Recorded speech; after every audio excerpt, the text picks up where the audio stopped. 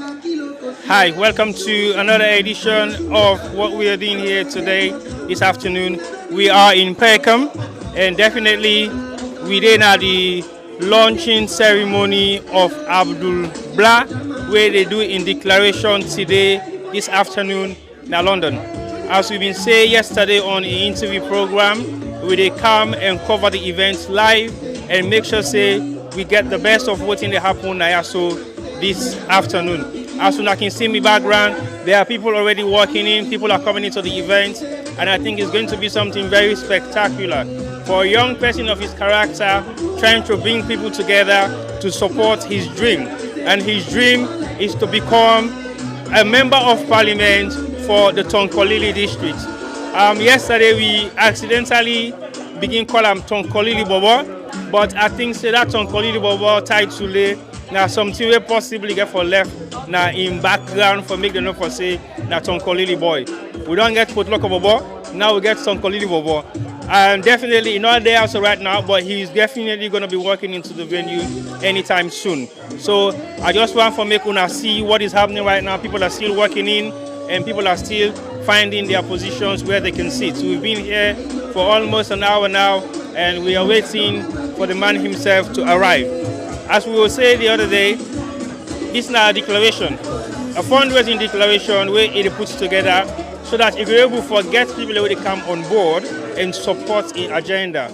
It's a paid event, and for the fact in a paid event, it gets so many things where they happen. It gets raffle draw where they also happen. It gets fundraising for people that really can make donation and pledge. And it also can tell you exactly what thing that the reason we make the one people then can support them financially. Because financial support is not just something that everybody could just look and say they want for do them.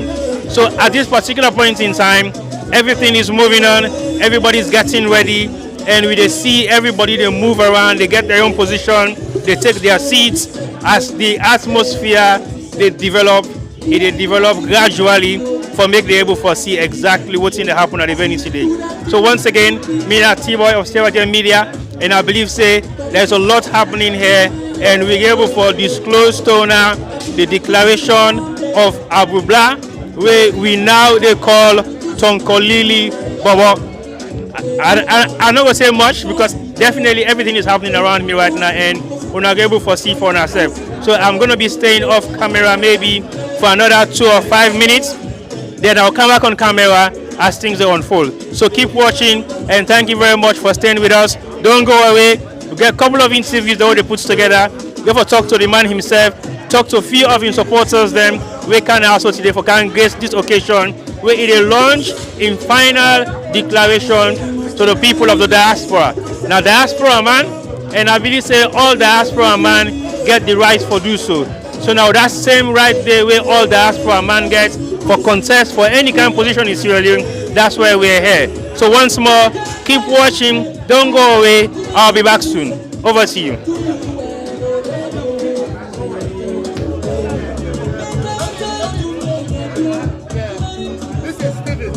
Yeah. Hello. Hello. How are you, sir? Nice to meet you. Good. How you doing? Good. So, This is one of the men in Sarah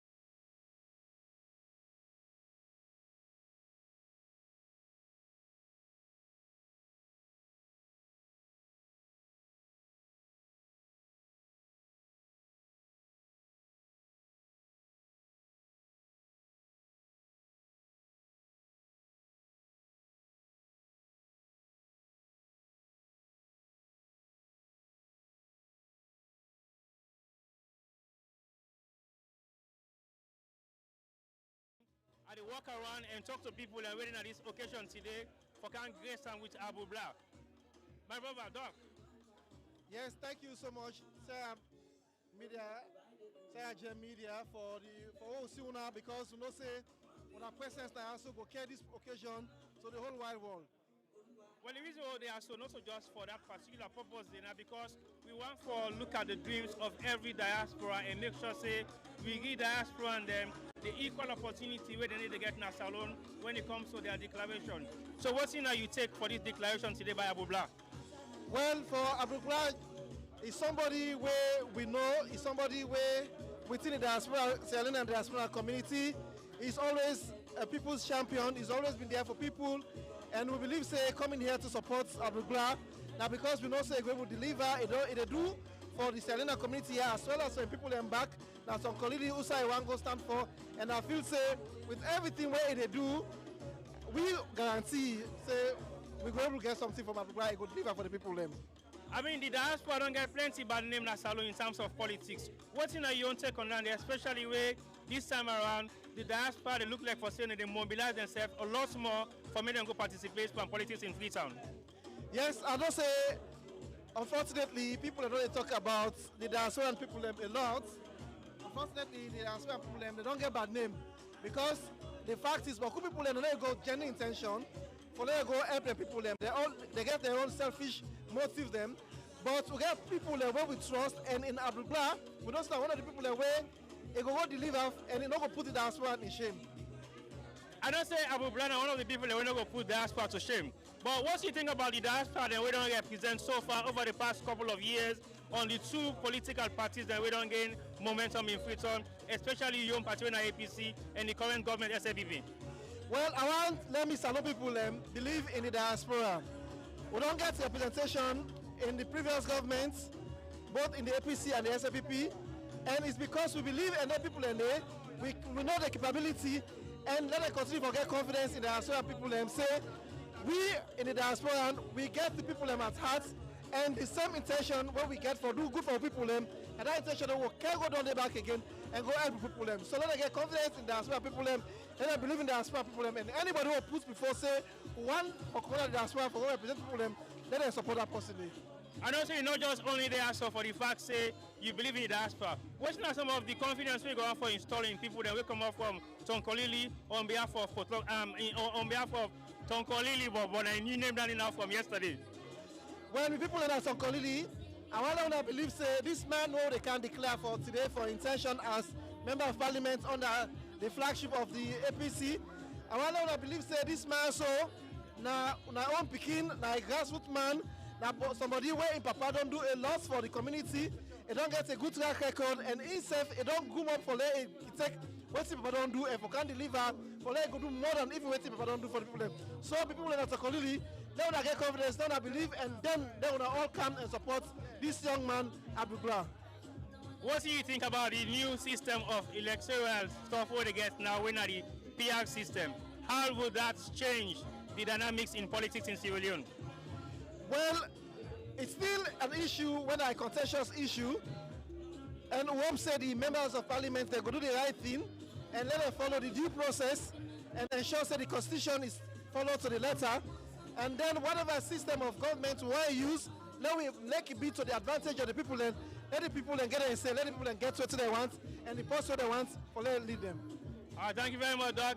I believe say you're there around for some time, and definitely we'll come back to you and get your opinion about the event. And we believe say it could be successful, like the whole of begin fill up. You know, say salon we can say we always know they come on time, but we'll for begin make sure say we come on time. There are lots of people who've been here on time. I want for keep to the time and make sure say we follow up the suits of what's in the best practice of the diaspora. Thank you very much, Doc. Thank you, SJ. Alright, well that now Doc, and definitely Doc don't give you your opinion exactly what you think about Abdul Gbla. When are the new Tonkolili Bobo? We declared him there for yesterday. But I got to talk to a few more of the APCians that were there around and made them tell you exactly what's in their views, their opinion, and about what's in and think about this particular event this afternoon. I guess another young man here where I like him behave, I like his representation, And I know say you there also today for ground support full blown. Tell me who are you and why you there also today for ground support Abdul Gbla. Oh, thank you very much, my brother. Mina Mohamed Alhaji Conte. Of course, Mina one of the aspiring candidates for the London chapter or London constituency chairmanship position. Abdul Gbla, of course, not only that's not a comrade to me, but a brother, because we come up from the same district. We're not Tonkolili district. So before now, we don't know we step outside of politics. And I believe, say, now some of the young people, the way they say the young shall grow. You know, so seeing him and coming here to support him, not a mistake at all. I believe, say, I step in the right direction and then at the right path of a unique history for we party. As you see young people and they come out, now you see them because they don't believe in themselves, say, that the time this now. So how you feel when you don't take the title of the Tonkolili Bobo? Well, to be honest with you, not a mistake. You understand? Me go support that particular name, Tonkolili Bobo. You understand? We all not Tonkolili picking them. Now they we born. But if intake the Tonkolili Bobo, it deserve them because now they born, now they come out. And I say you also today not just for can get presents for can support Abdul Gbla. What you take on the diaspora because we don't get plenty bad name na Salon when it comes to Salon politics. On both political parties, APC when a young party and the current government when I say SPP. What you take on the diaspora? Well, I believe say the diaspora before now we now more or less an affiliate group to the party. But now me when they talk to you so from drafting of the white paper to defending or the adoption of the constitution, I did able to defend the diaspora. So the diaspora, as you know it before, now a complete different image now. Because now we said that they recognize you like any other region as Salon. So if that is the case, I believe say we get a very strong footing and foundation where we don't build for the diaspora, not the party. So we say get stake to the party now. Nothing other way they happen within the party where they not go consult the diaspora. And when you talk about delegates, they don't allocate 50 delegates. Just imagine 50. So meaning we're able to determine the next flag bearer or any other credible person where they come up for any important position. Now we party. So we get a strong role for play now for define who party image. So the diaspora, I believe say how them you know them. So now a different thing. Now it make you see Boku young people and they come on now for diaspora position. For example, Potloko Bobo, now we nurture him. He go through the academy of the APC when at the youth league. Now here he is. He go for the diaspora regional young congress leader. You ask, he get the prerequisites. He gets everything where he take. You understand for go day. Then me, Mohamed Conte, at the commands now for the London constituency when a newborn baby. So it requires somebody from hindsight where gets the knowledge about the party, or where know the importance for bring people them together and actually propagate the ideals of the party. Now it make me the come out. Among all other people them, to be honest with you, as you see, you get for interview me very soon, you get for be very interesting. Well, I don't look forward for that interview there because the pre of the interview already, when I got nothing for do with you, it sounds good. So what's in your own take now on this particular launching? It's a fundraising event and I believe say Abdul Gbla want for can raise enough money. You feel to say this will be like a kickstart for in campaign going forward? Not only a kickstart of in campaign going forward. Abdul Gbla, I believe say a humble individual. So if he call or organize such a meeting or gathering, me they all man follow support in the best way possible. I believe say a representation of the diaspora, so the people of Fulawoso, you understand, Kunike, for let them know say we dey nurture people in Aya for go represent we at the bigger stage. So me I dey urge all man for let them support them. But most importantly, let we not let them bien where they go down yonder. Let we cry so we own people within the party structure. They can we wake up for get stake day. Say this now we brother. So we they go with them. We campaign with them. Me self waiting up so they talk to you. Me self they go for a symbol now constituency 111 from Hastings to Whitestone. So at the end of December, at the end of the background, they watch them how in the footsteps the way they take. But at the behind them. Now that's symbiotic politics. It supports me and supports them. So I'm not gonna let them behind. Now we did at the struggle. From London to Freetown, from Freetown to Tonkolili. The rest assured. All right, thank you very much. I'll come back to you later and get more discussion from you. Well, viewers, like I said earlier on, we'll continue with the program and we'll continue for talk to a few more APCians then. As I believe say, things they unfold very fast. somebody want to talk to me now, but I'll give them some small hearing. Okay, well, viewers, like I said to you earlier on, the program is about to start, and let's keep watching the space, and we'll continue with more interviews then as we go by. Thank you very much, and stay watching, keep focused, and follow the trend. Thank you.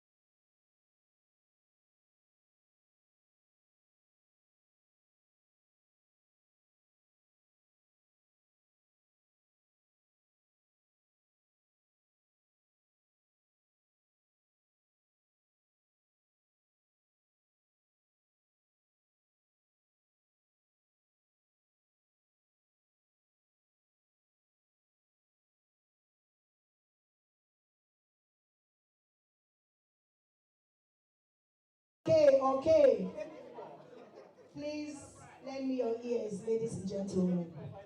A very good evening once more. For those of you who don't know me, my name is Madam Bintu Aisha Sise Mekano. My role tonight is to come and introduce to you all the person who is going to orchestrate the events of this evening, for this evening. This is an opportunity for me, a very big one, to be given the chance to introduce somebody who is our own very person. Ladies and gentlemen, the person I am going to give to you tonight is somebody who is very unassuming,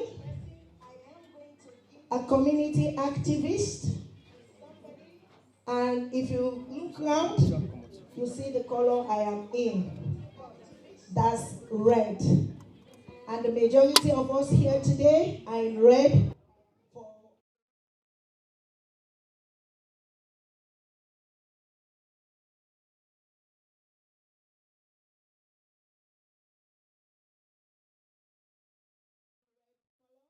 That is the APC. This gentleman is calm in nature, very tolerant. Is a mixer. Is somebody with a caliber that is very much hard to see. You cannot disguise what he is doing or what he is, because he cuts across most of the boundaries.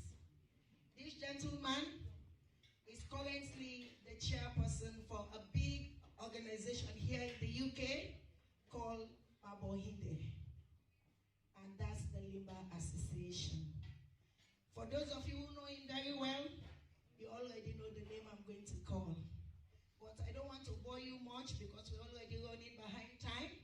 I will stop there. When you see this charismatic gentleman, you will actually know what I've been saying. The person I'm going to present tonight, ladies and gentlemen, is no lesser a person, but Mr. I.L. Bangura. Let's put our hands together, ladies and gentlemen, for Mr. I.L. Bangura.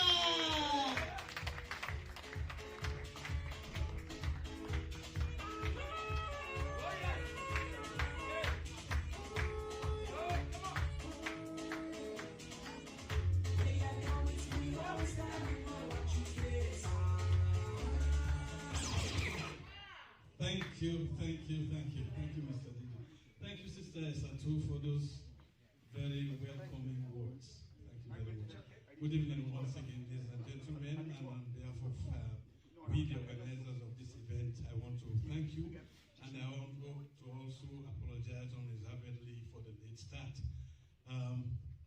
As a community, we are trying to work hard to improve our timing, because time is very limited.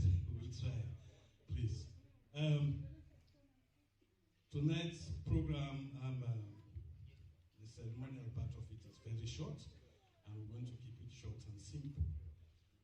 But Sierra Leoneans, like many other communities in the world, we always put the Almighty Allah first in everything we do.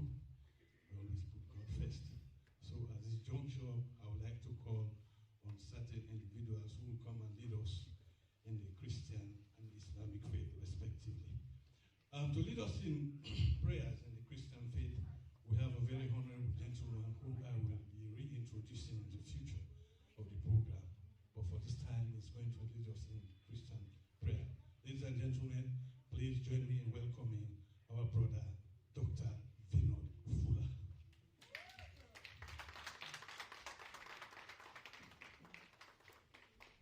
Mr. Gigi, we were expecting some noise. Not noise, but noise.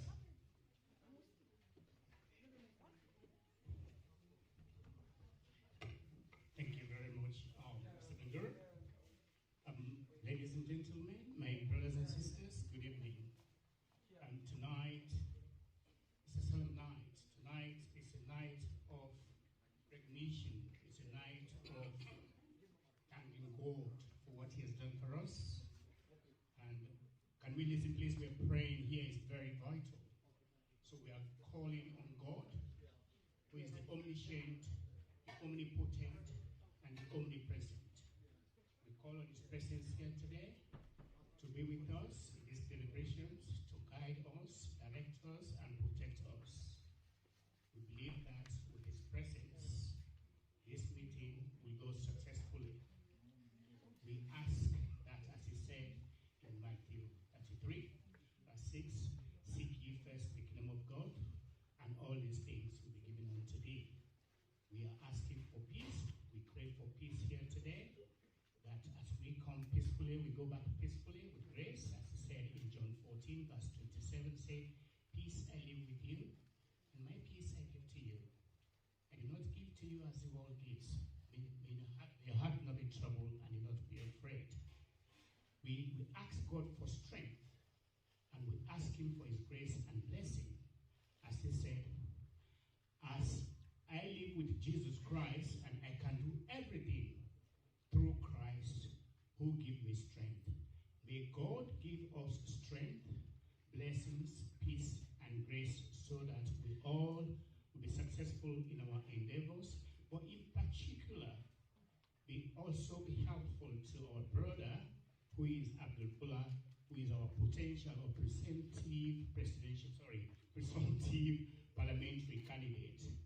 And we pray that God bless him in all his endeavors. We ask this through Jesus Christ our Lord. Amen. Thank you.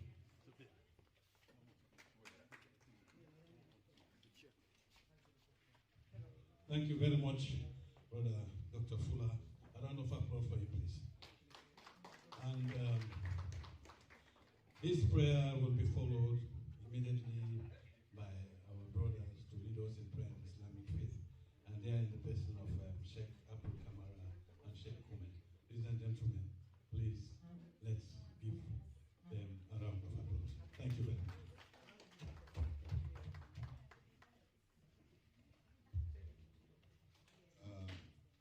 Assalamu alaikum wa rahmatullahi wa barakatuh.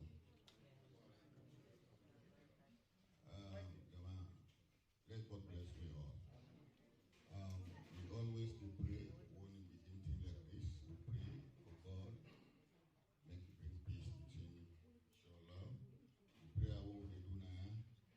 Rasul sallallahu alaihi wasallam in the Quran, we say Al-Fatiha. Al-Fatiha, what you mean? So now the opening everything when you do, you make Fatiha, God will deal with you. So I will ask when I will go Fatiha, would I know something read? Read what they say, Amen, yeah? أعوذ بالله من الشيطان الرجيم بسم الله الرحمن الرحيم الحمد لله رب العالمين الرحمن الرحيم مالك يوم الدين إياك نعبد وإياك نستعين اهدنا الصراط المستقيم صراط الذين أنعمت عليهم غير المغضوب عليهم ولا الضالين آمين. Let God accept them for inshallah. اللهم صل على محمد وعلى ال سيدنا محمد وسلم. اللهم صل على سيدنا محمد وعلى ال سيدنا محمد وسلم. صلاة الله على رسوله. اللهم صل وسلم على سيدنا نبينا مولانا محمد رسول الله صلى الله عليه وسلم. May God bless you all. Abdul Gbla, Nadio sister and brother in Pekin. So I will call and say, Joseph Nadio Pekin. We call me, tell me about this aspiration we get for being a candidate who shall promote, not just change person to be being a Kunike man. He born by both sides, the same way Kunike, Fulawoso, and Kunike Sadabi in union. Now Abdul was born, so he's both sides. So I thank Mr. Owen Kasu. I see the interview we go through him, and I will put and say he's successful. So not a strange person to me at all. I'm your brother, I'm your brother teacher Pekin, because in Papa he teach me in primary school inside Masindi. Later he become an MP. Then Mamusu we born away Sidoyanda, I will say again I'm a sister. So there is no way I will able to divert myself for not being here. So I thank this part. Now he tell me, say, hey, this have you want to go in about Abdul Gbla?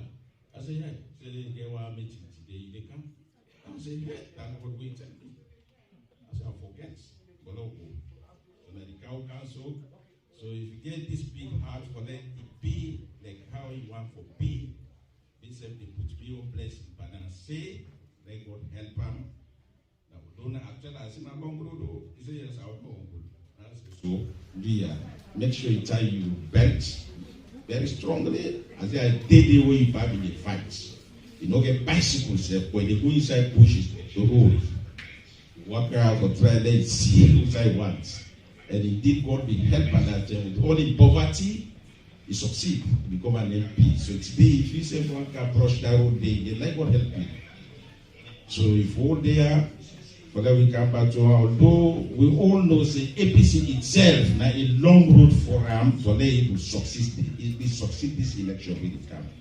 But nobody no get around say easy for APC.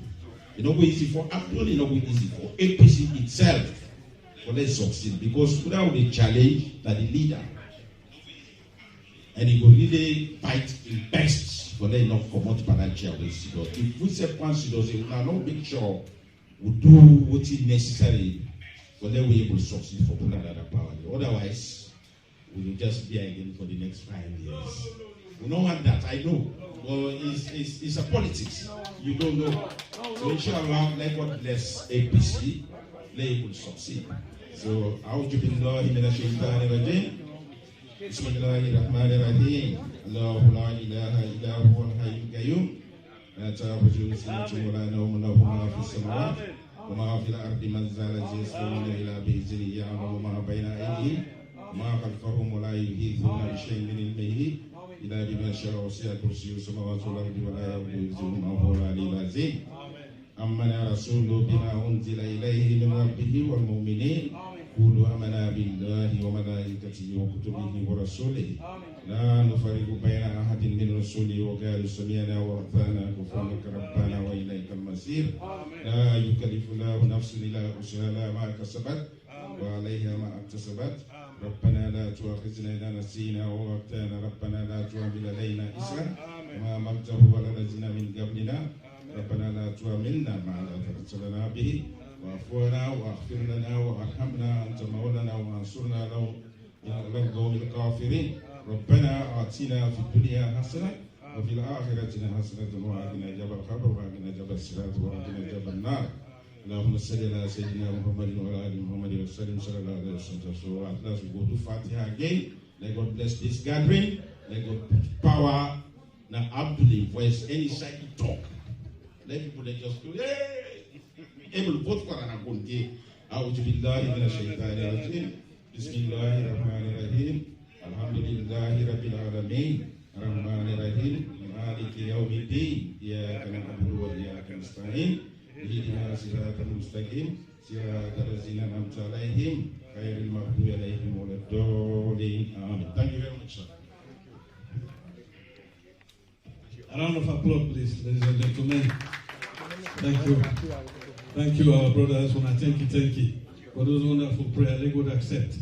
Ladies and gentlemen, we've come to the stage of the program where I should call on the people who are meant to occupy the high table here. And it is my pleasure, ladies and gentlemen, to introduce a doctor who is the founder and director of Miss Jamaica UK, and also the June Daly Foundation. She's an entrepreneur. Ladies and gentlemen, please join me with a round of applause in welcoming Dr. June Daly.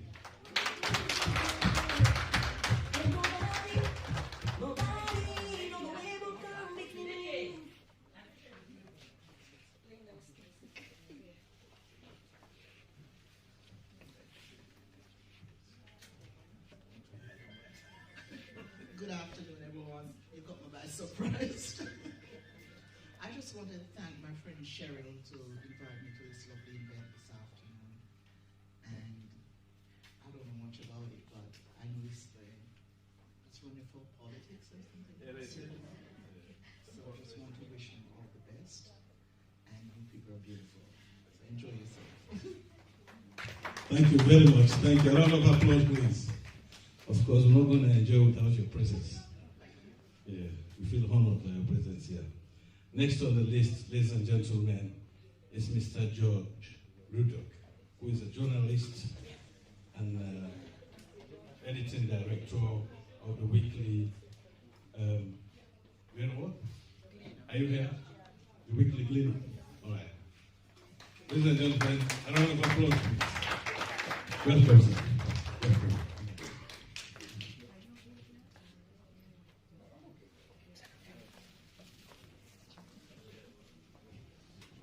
Ladies and gentlemen, it really gives me great pleasure to be in the presence of so many distinguished people.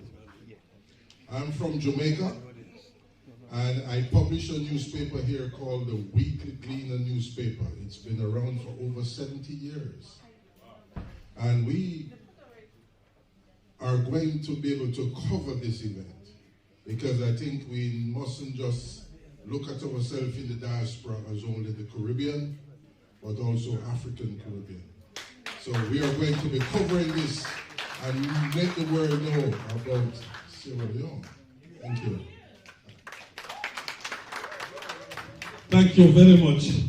I think we can do more with the applause. Can you give him another one? Yeah, that's better. Look, let me assure you guys about food. We'll come to the food, say there's plenty of food. You know, we're not going to shake it. Okay, next on the list for the high table is one of our local products, in the sense that she's Sierra Leonean, and there's no less a person in the name of Ya Matha Fona. Am I right? Can you please take your place in the high table, please? Brother Mustafa, please usher them.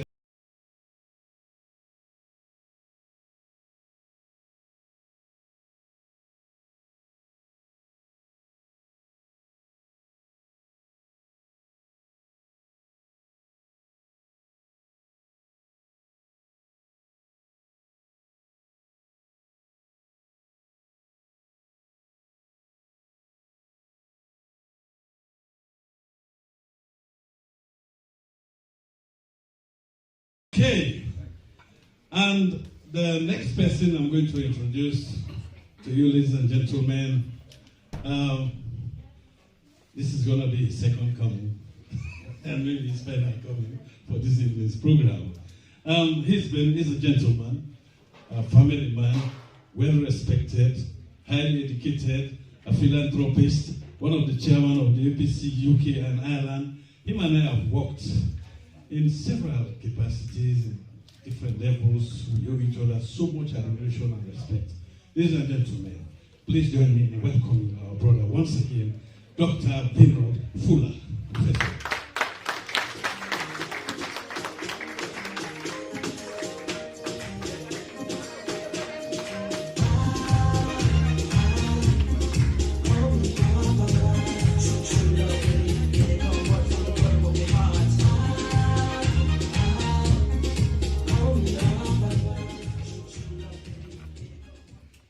Okay, next on the list, ladies and gentlemen, we're going to accelerate a bit.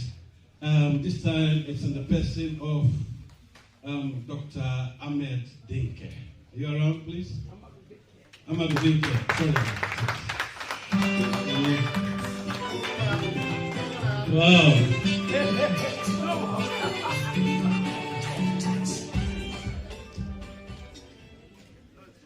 Sorry if I struggle a bit in pronouncing some of the names. There are two minuses here. First of all, I don't have my second pair of eyes. And also, the note was written by a doctor's handwriting. So please be understanding. And we go to the next person, in the person of Mrs. Janet Sam King. Yes? A round of applause, please, ladies and gentlemen. Oh, yeah. Thank you. I'm very sorry. Come on. Oh, yes. Come on. Hey. Yes. Keyboard was a another fight again. All right. Yeah, next on the list is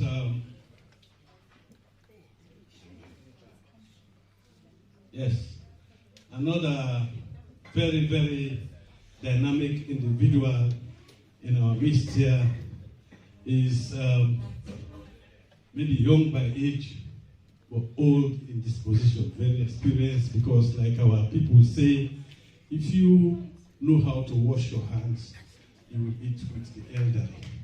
We have that proverb. Ladies and gentlemen, here is a gentleman who has earned so much admiration from me, and I'm always proud to be a big brother to him. Please join me in welcoming the famous brother Abdul Kamara, commonly known Owan Kasu. Yeah.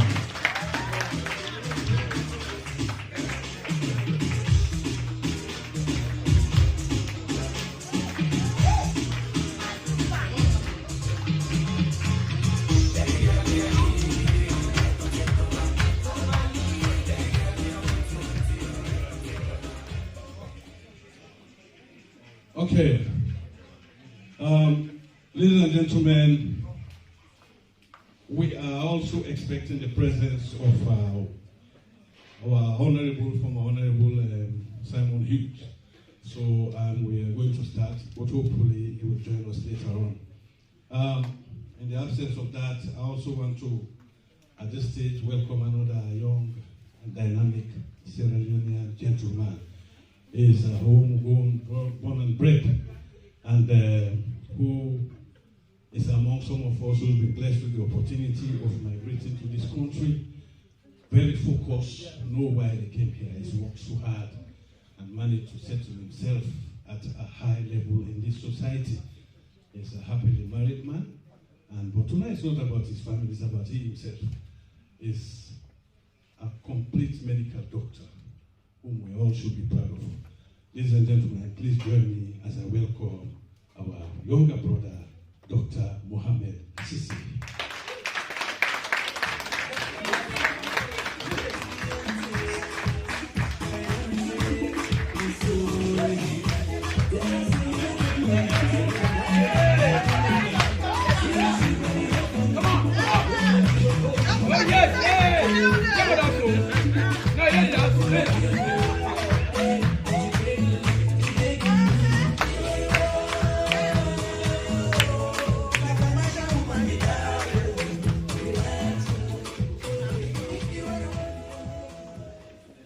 Yes, I think it is said we usually try to save the best for the last, something like that, but that's not the case here. The final guest for the table, listening at the high table, is another prominent Sierra Leonean, one that has been exemplary in all the places he has occupied in our society back home in Sierra Leone, and even here in the UK. He occupies a very prominent space in our minds. It's one that we continue to look up for bright example. Here is somebody who was born and bred in Sierra Leone, has his education there, he's secondary educated, education, and graduated from Fulawoso College. And I think those were the days when we still have the title of the Athens of Africa as an institution of education. He came to this country and also his further studies here in many various universities in the UK. But back home in Sierra Leone, he was a superintendent in police, and also he was a lawyer by profession. He was also chief immigration officer. And you know, the list goes on and on and on. But see, why sometimes necessary to mention some of these things, you see, no, now wait for me, no. Why it's necessary sometimes to mention some of these things, they serve as an inspiration. Not for us that are going, but for those of you that are coming. If it's possible for them, it is possible for you. In fact, it's easier for you because you have so much gadgets to support you when you. Is it so? Because we are from the old school. You know, we are not going to school with calculator. In fact, it's forbidden, isn't it? But the reality is on the phone. Say, Mom, ask Google. Ladies and gentlemen, please, I want to claim your indebtedness. Please do me the favor. I must say about the high table, those of you here, please let's give him a standing ovation. Please join me as I welcome the one and only, our counselor, our brother and mentor, Counselor Kunike, Mr. DJ. Let us get some noise, please. Thank you. Woo! Woo! Come on.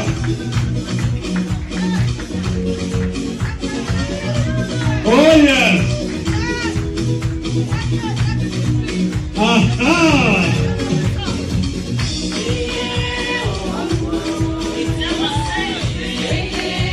Yes, qualify the Dignitary.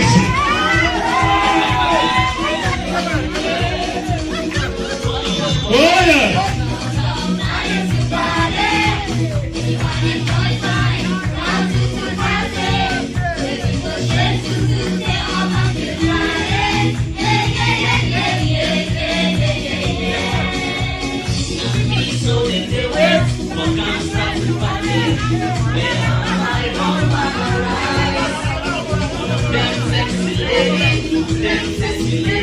Them mine, not so that's how we wine. If I watch on I hey, if I you fry, I didn't watch like a for don't self and I see short skirts, the mini skirts, who's fun for dancing, when it's practical starts. Oh yeah. I want to play, yeah, I want to play, one, I can play, anybody can play, go to the business, but in a party can. Oh yes, oh yes.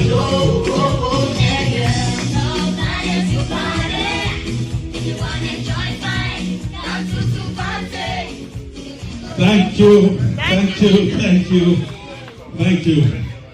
Well, for those of you who might be strangers, the reception he received, we could tell you how much we treasure him in our midst. Dr. Kunike, please accept our warm welcome. I think we feel honored by our presence here. Thank you very much. And thank you for accompanying him. Now, ladies and gentlemen, I am here to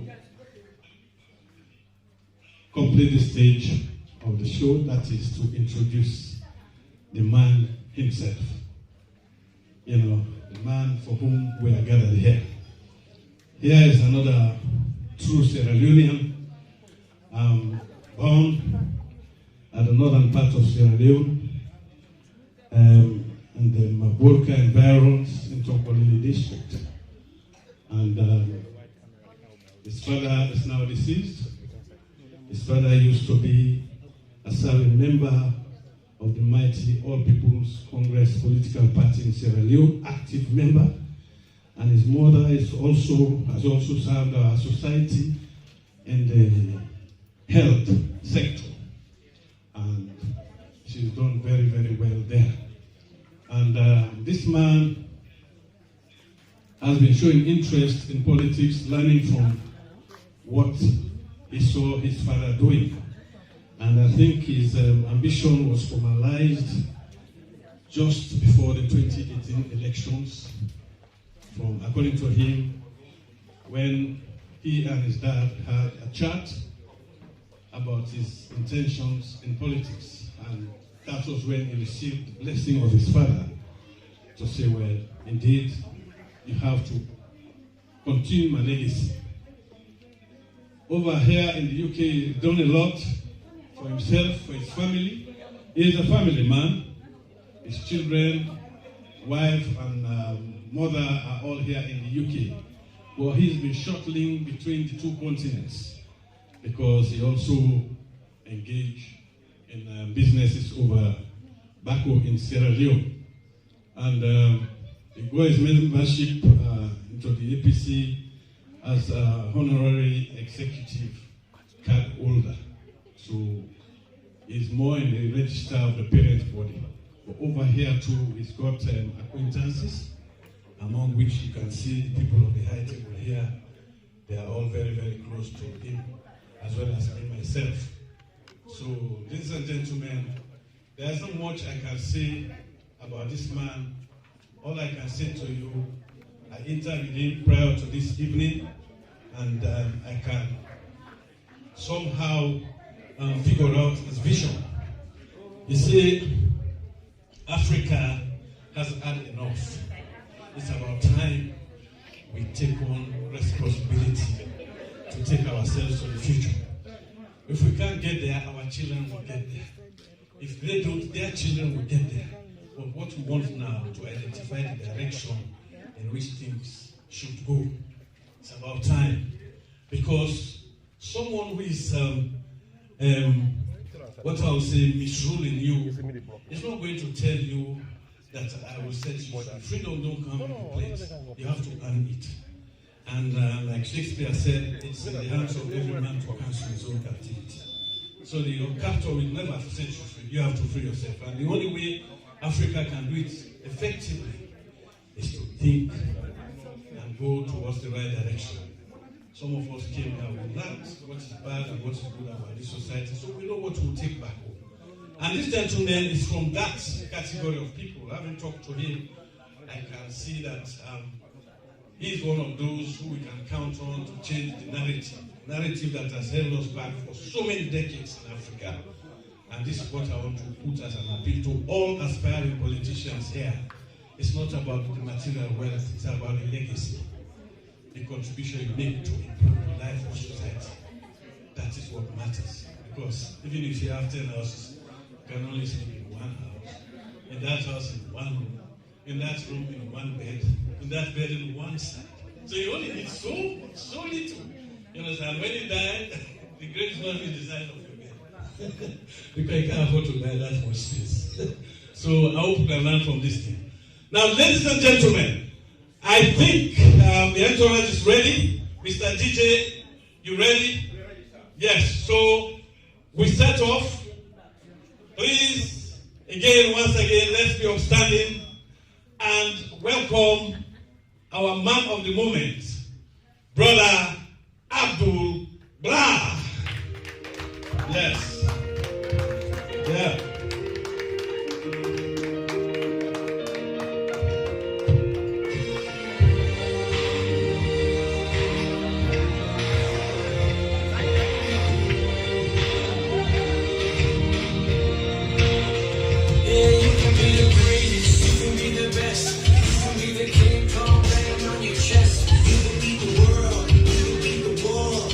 Oh yes. How immaculate.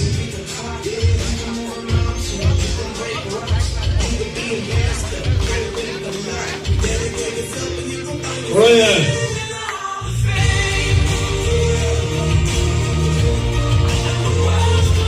How immaculate.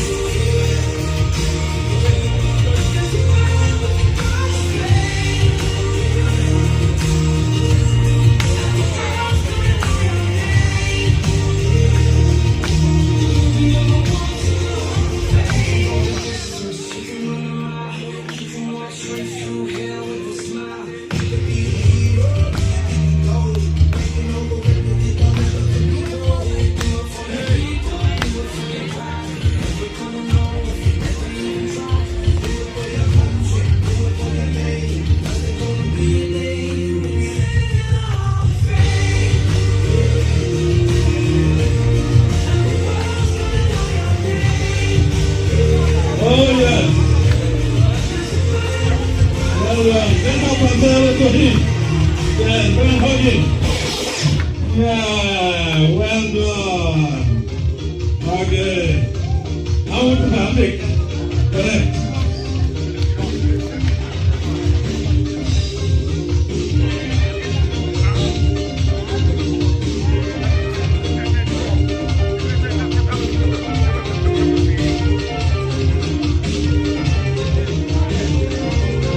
Oh yes.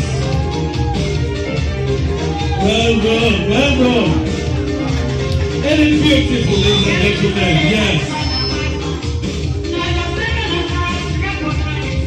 Oh yes.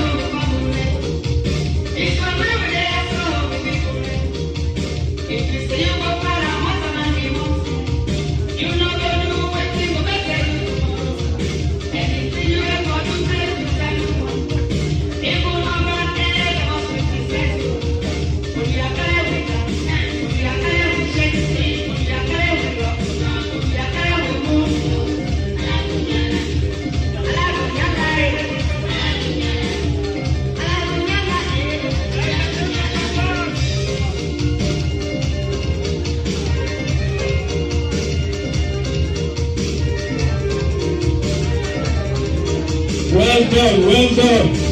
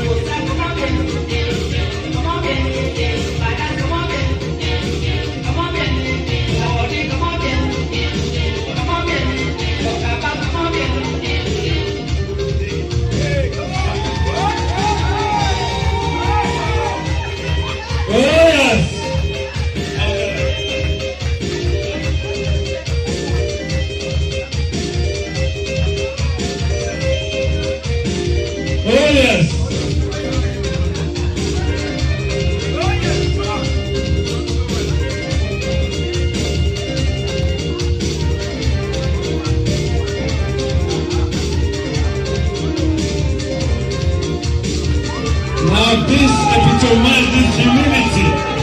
Yes, yes, yes.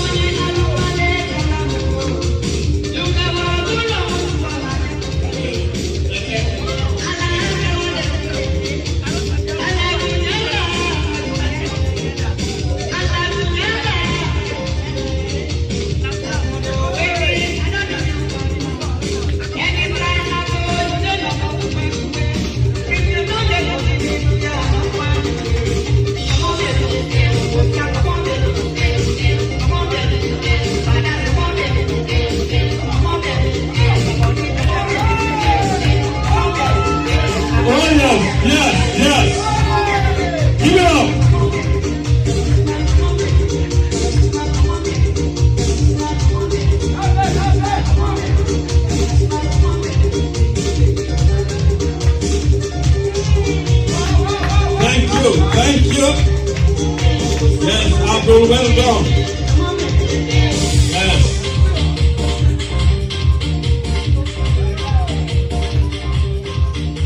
This is an epitome of humility. Thank you. Thank you. Thank you. Thank you very much. Thank you, Abdul. Thank you, ladies and gentlemen.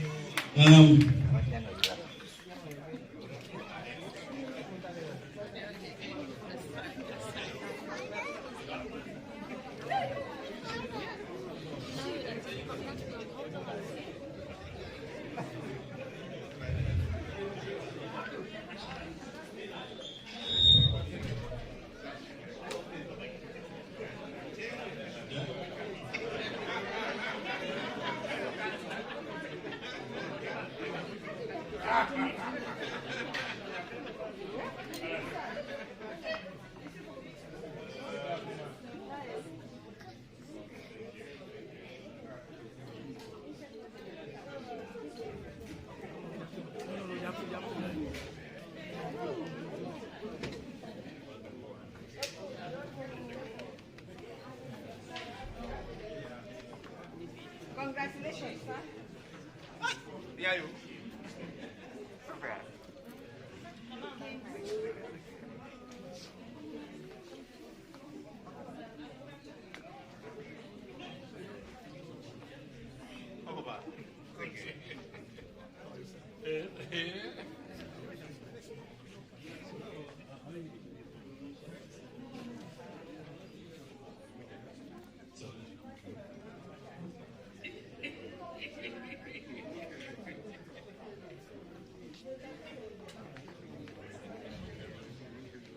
Thank you.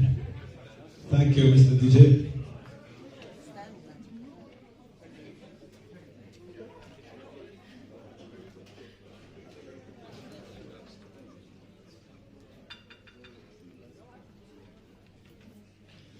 Thank you very much.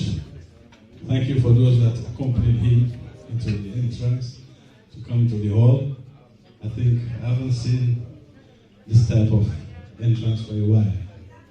Mind you, I I've been a videographer for our community for over a decade in the 90s. So I'm familiar with this side. But this one today is unique. Our brother Owen Gassoya was one of our DJs.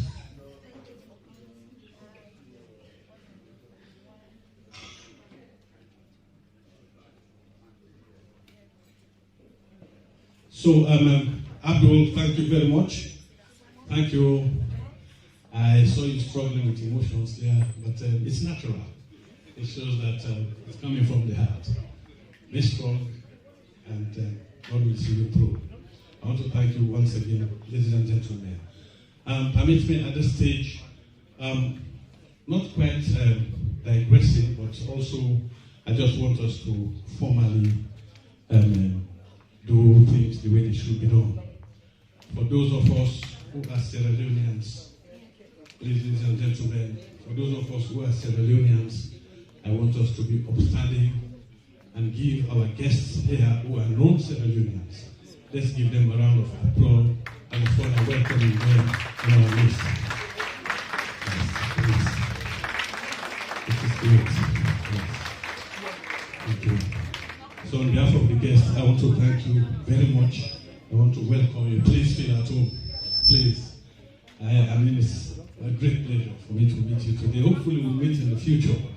We are all the same people, but we have to recognize each other. Ladies and gentlemen, at this point, I want to make another formal introduction.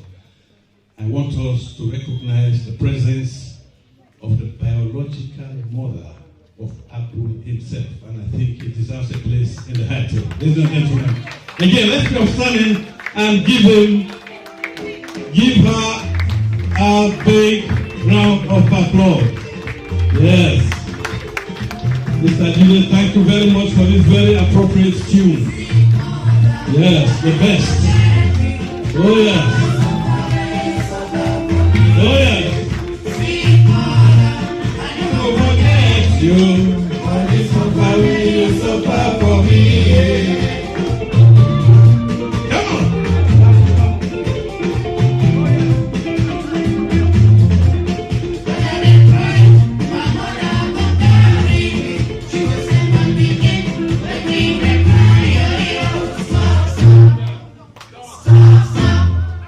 Stop, making her cry again.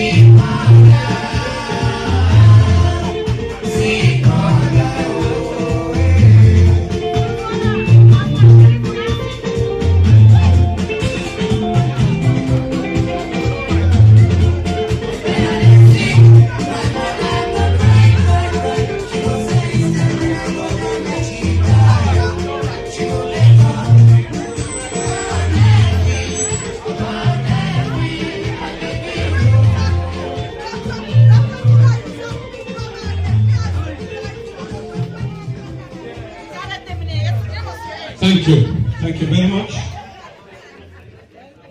Ladies and gentlemen, thank you for accompanying our sweet mother of the moment to the high table. And this is the dream of every parent, to bear children that you can be proud of. I want also to encourage all the other mothers in the house to partake from this respect that we've accorded this wonderful lady tonight. And those of us who have not been blessed with the fruit of the womb, as we call it, may God replenish for us. We're all mothers, we're all fathers. It is all God's will. As Christians, we say, thy will be done on earth as it is in heaven. So whatever happens is God's will. Doctor.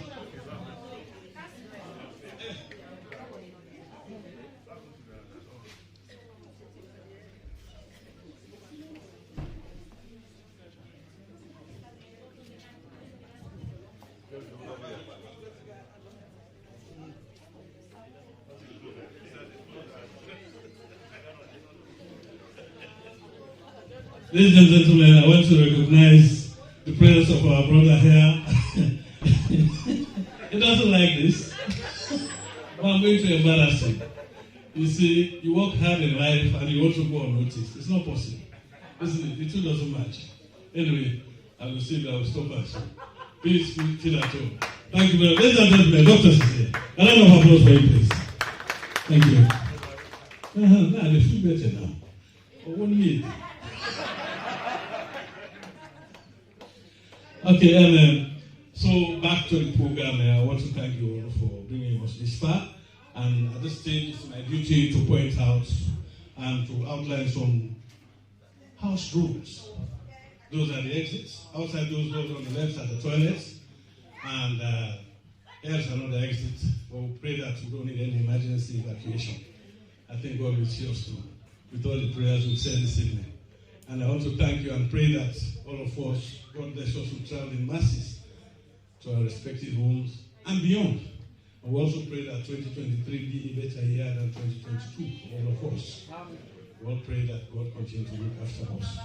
I want to thank you very, very much. I am also at this stage to introduce the program tonight. That is why we are here. Basically, we are here, it's a fundraising event. As we know, anything in Africa, elsewhere, we need support financially, morally, and otherwise. And the good thing about it is that our brother here, Abdul, is soliciting help from us to help him to achieve heights that he could not achieve alone. I want you, Abdul, to remember that we are part of the people that you're going to govern tomorrow if you success. So nothing. Today, come to us for help. We're going to support you with whatever we can to make sure that you succeed. And please continue to humble yourself. The moment you start to be our boss, you don't need to miss the rest.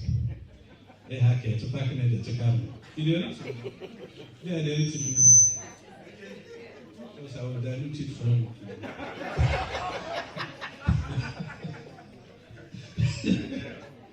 So, on a serious note, we're living in a world of helping each other.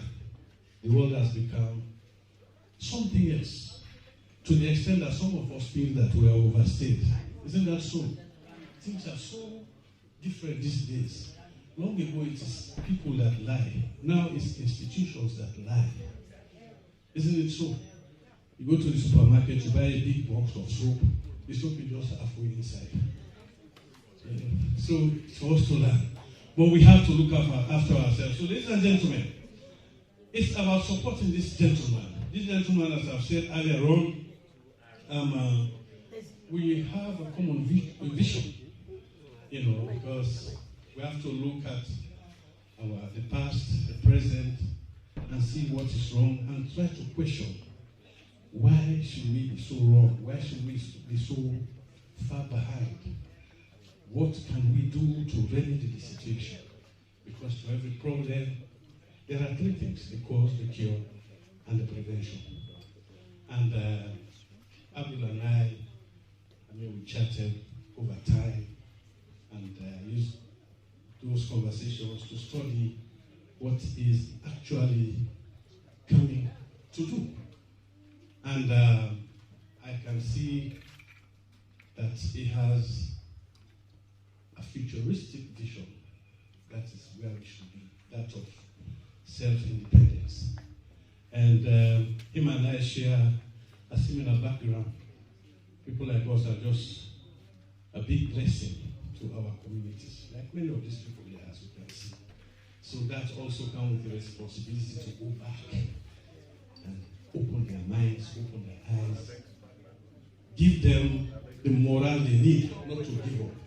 Because we are going to recruit the next generation that will take the fight to the next level. So Abdul is in your presence, ladies and gentlemen. He is going to say more for himself.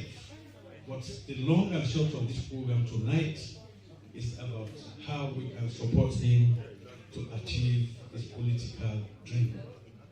And I believe that for some of us, or most of us, whom I've had the opportunity to interact with him, you have no doubt in what I'm saying that he's a fine gentleman, up and coming, and who needs the support of experienced people to guide him into the future. You see, I believe that you need people in life.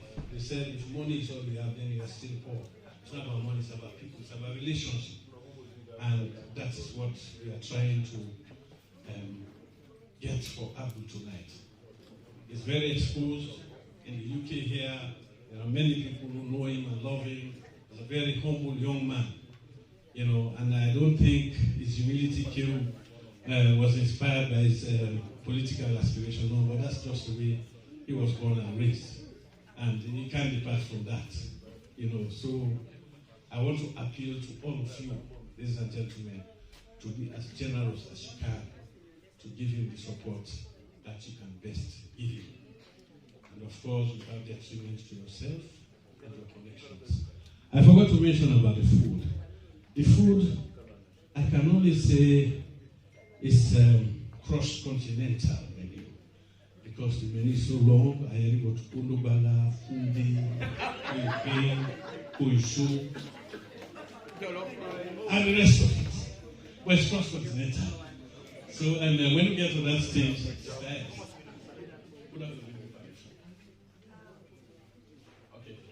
Okay, the sisters there, it's going to be self-service. Okay, so I'll be reliably informed here that there's someone there who will look after us. I think they can tell by your smile what you would like. So I'm going to prepare one wide smile for them when I get there, so I can get the best of it. So I don't know if at this stage, ladies and gentlemen, if it be in your, I'll have your support and say we can have food for now. We're not for long. So I think we'll suspend it. The next part of it is the man himself to come and talk to us.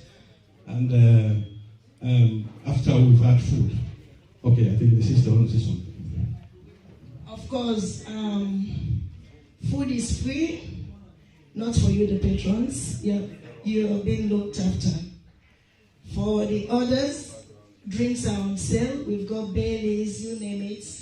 So please make yourself available. Dip your hands in the pockets because this is fundraising. Thank you so much. Okay. And for those of you who really want to buy but are not working with cash, because I've had this severally this night, I don't work with cash. We've got an account number. You can pay directly to the account. So feel free and see us for the account so you can make your payments. Welcome, Sister Sally. Thank you, everybody. Okay, ladies and gentlemen, I think I've been advised that we should proceed with the formal part, and that is people who should give a speech to grace the occasion.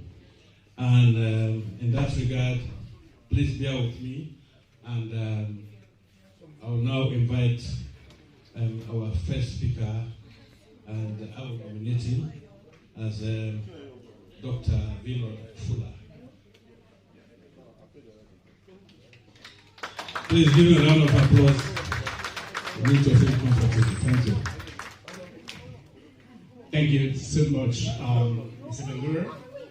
You really caught me by surprise. I was not expecting to say anything tonight.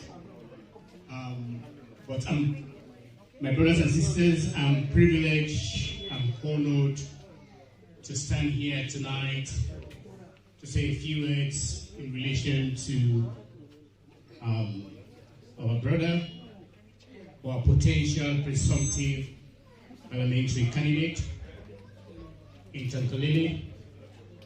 I have to say, I know Abdul very well, and I know Abdul through his mom, who is sitting over there, Amasu, and whom we have been relatives for so many years, about nearly 20 years. And I know his dad, whom we used to admire, Abdul Gbla, who was one of the very vocal, proficient, and very efficient and outspoken honorable in Parliament those days.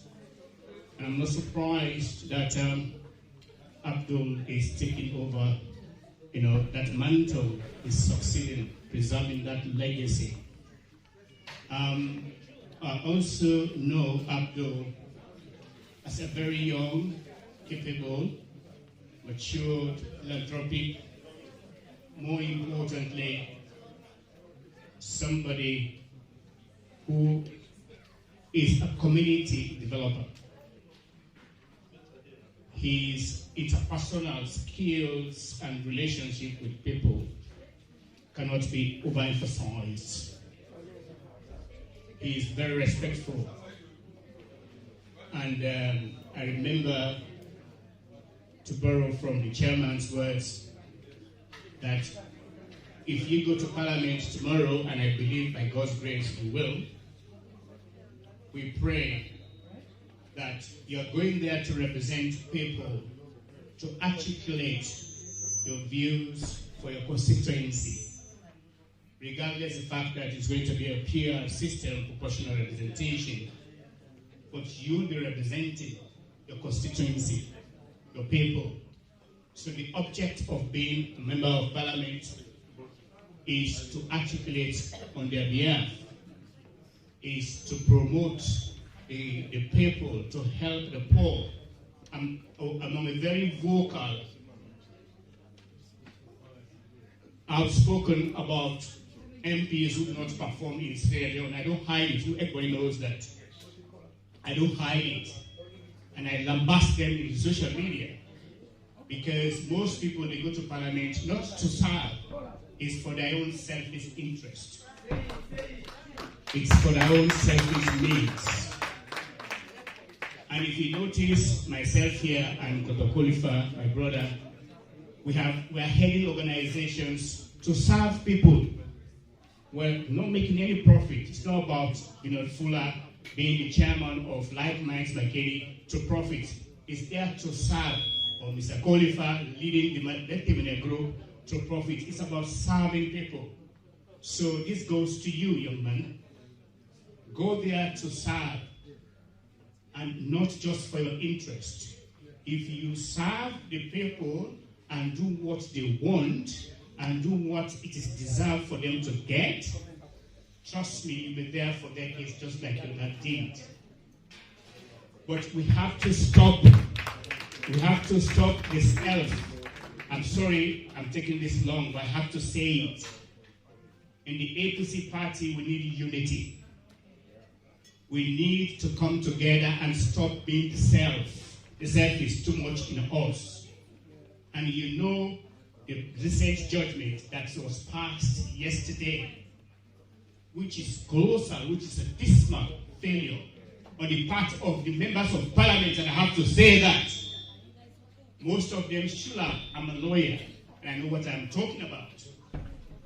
Most of them should have repealed or amended or review the law that was passed or the judgment that was made yesterday.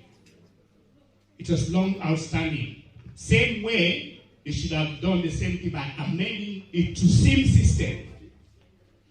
But it is still ongoing because people want to stay in Parliament and they want to bring in new faces, new people to change the trajectory, the political landscape, like Abdul. And I believe what Abdul has learned here you will translate that when you become a member of parliament.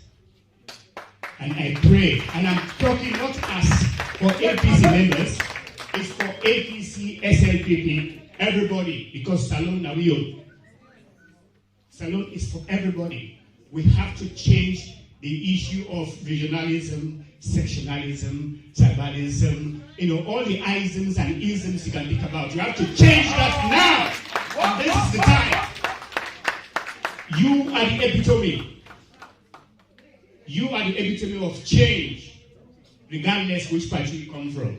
You go to parliament, you collaborate with members of parliament to legislate national issues that will benefit the people, not just because of the APC or SLPP or the region or where you come from. It's about the people. We have to put the people in front. And I crave your indulgence, Abdul. By God in power, I believe you will go into parliament, but please don't disappoint us.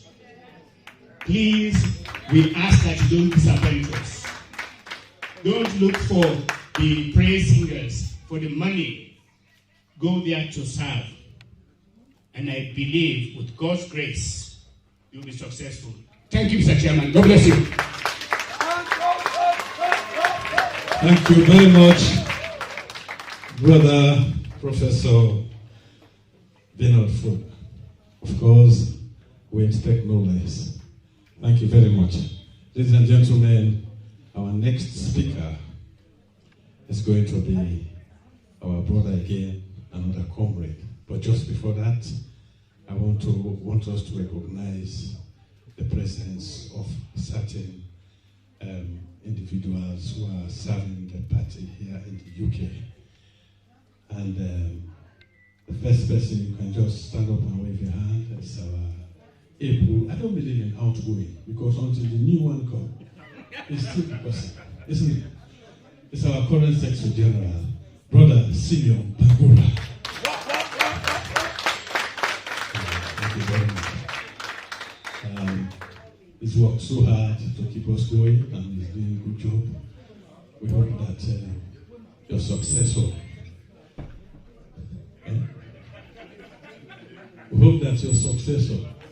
do better than you. Because before one go, no so. So ladies and gentlemen, the next person I want us to recognize, a lady this time by the name of Sister Zainab Uriel. Thank you very much. Thank you very much. She and I have a pact.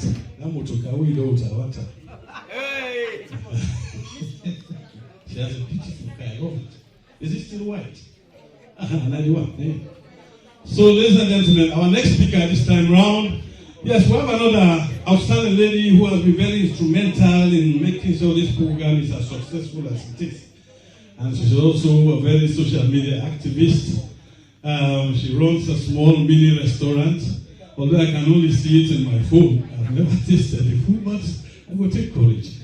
Ladies and gentlemen, please let us recognize our Sister Maria to APC. Yes, she's always in a red. Yeah, ladies at work, yes.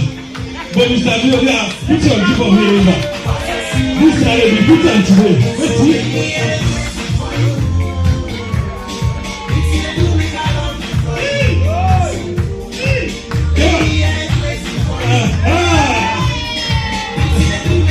Oh yes, ladies at work. Yes,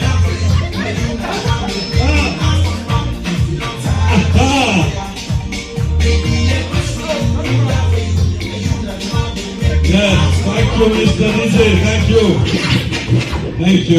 Thank you, Sister Maria. So, ladies and gentlemen, please let's give a round of applause to our brother Abdul Kamara Elias Owan Kasu. I call him Oba Kasu because I know we want all the time. Not so.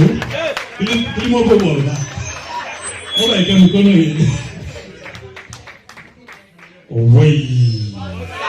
Kasu, Ladies and gentlemen, I just want to say thank you to our chairman. He has been exceptional tonight. His presentation is one of its kind. I want us to all Please give him a big round of applause.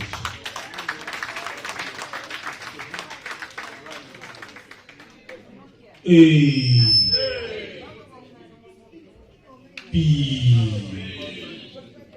C, APC. Back to power. APC. Mr. Abdul Gbla, a young politician in the making.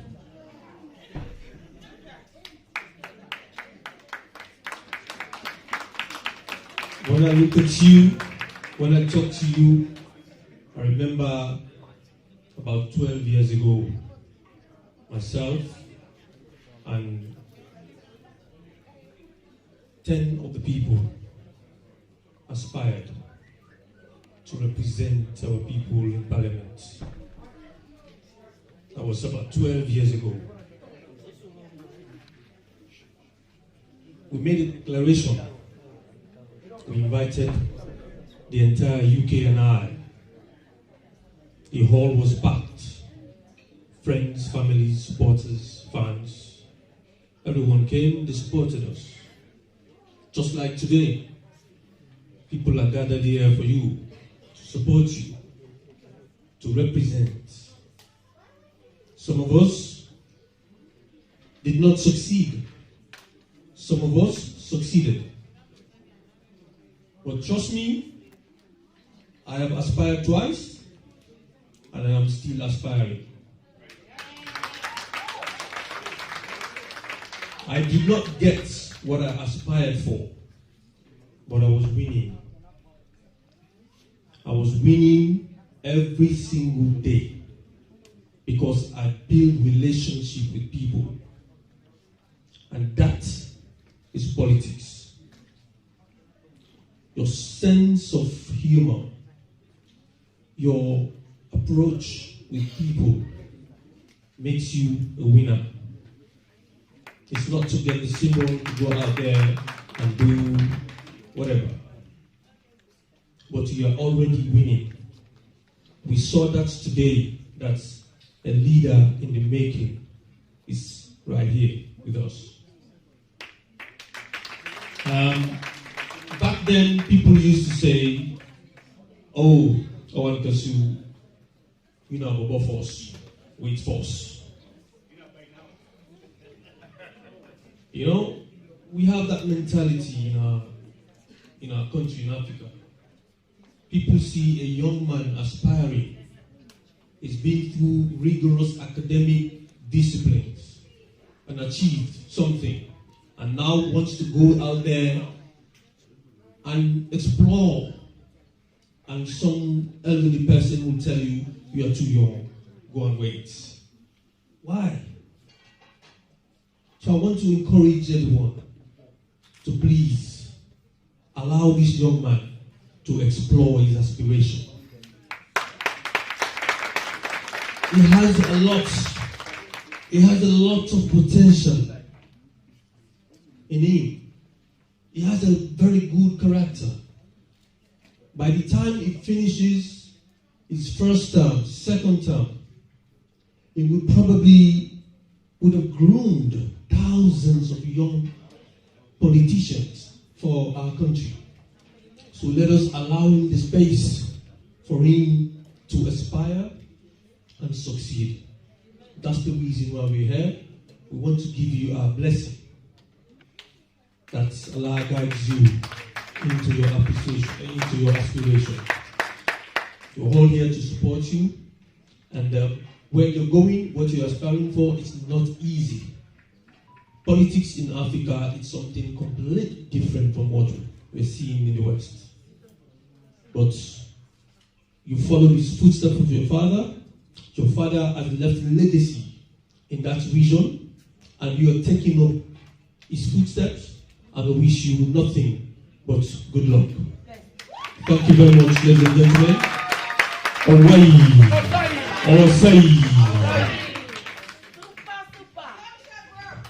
Thank you very much, Owan Kasu and Oba Ikame.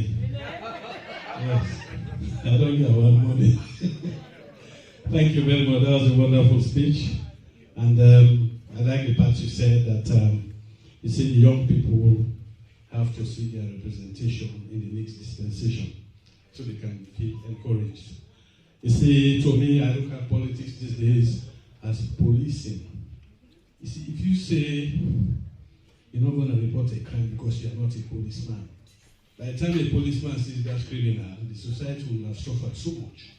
So this time around, we should not be leaving politics to the politicians. We should all involve. Because about your life. If you lose 5 years, you've lost it. It's not going to come again. So do what you can. Be part of it. You understand? So that's my advice to all of us. At this stage, ladies and gentlemen, our next speaker is our sister, commonly known as Yamata. Please give her a round of applause for her to say thank you all and say the yes. It's over. Good. Hey. Aha.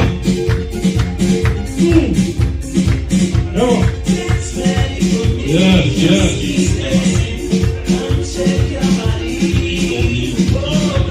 Oh, yes. Well, sister, I can't give you a table. 2 minutes no more.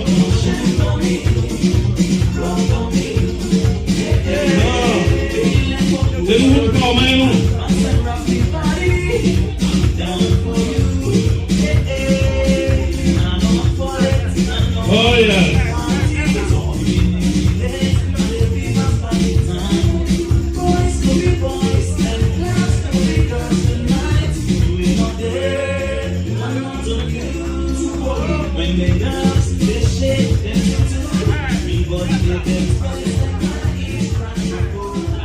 Oh, yes. Just for information, ladies and gentlemen, after the formal part of the evening, we'll have a session of, after the raffle, we'll get forgive body at a small, so we'll just warm up now. Over to you, Sister Mada, please. Good evening, everybody. Thank you so much, Mr. I.L. Bangura. We're happy for there for support, Mr. Abdul Gbla. We really there for support, Mr. Gbla? Yeah! Okay, so before I start, please, can we sing the APC victory song? I need it because it's close to my heart, yeah? So let me team up and sing the APC song, please. After 3, 1, 2, 3, go! There is victory for us. There is victory for us. In the struggles of APC, there is victory for us. For us, oh yes. For us, oh yes. In the struggles of APC, there is victory. Oh, why? Oh, say! Oh, willing! Okay, thank you very much, everybody. I'm going to make it very short. Abdul Gbla, AJ, as I call you. You see, in life, for me, I get so much into people because of how they present themselves. And Abdul Gbla is one of them. When you talk about humility, when you talk about humbleness, is part of this gentleman. You know? There was a time, not knowing that I had him in my contact, but I kept asking, I said, there is a gentleman who is always ready to help. And he came to me and said, oh, okay, I text you, you just read. And I went there, behold and lo, I was so amazed. Abdul Gbla will always give you the smile. Whether you know him or not, he's always got that smiling face. And it's genuine. He's not a hypocrite anyway. So all I can tell you, continue with that sense of humor. Continue to be you, because this road is so long. We don't even know if it's got a finishing line. But at the end of the day, it's your aspiration, it's your determination, it's your perseverance that will take you through. And I have no doubt in you. And I pray that God continue to give you all those qualities as you've always been. And I pray for God to make it easy for you. And Mama, thank you so much for giving back to a humble man. Okay, God bless you. Thank you, everybody. Thank you very much, dear sister. Ladies and gentlemen, please let's give her a round of applause. Thank you. That was very, very encouraging, and thanks for the advice. And I know that our brother Abdul, I hope you will find time to watch this video without any distraction, so you can see all what people have said. Please do, okay? So this time around, you're not going to rely on your smile. Therefore, put some on top. You don't get used to the smile now. No, so, it ain't me. So, ladies and gentlemen, our next speaker this time is Dr. Mohammed Sise. But shortly before he comes to the stage, Brother Mustafa Putloko Cowboy. I want to recognize one or two or three dignitaries that they now missed here, so I will pass that to you. Thank you. Thank you. Yes. Ladies and gentlemen, thank you.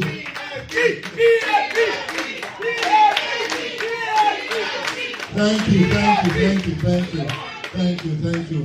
So I think we need to give ourselves justice and acknowledge some dignitaries here tonight. So first in the list, can I acknowledge Dr. Kadi Kamara, please?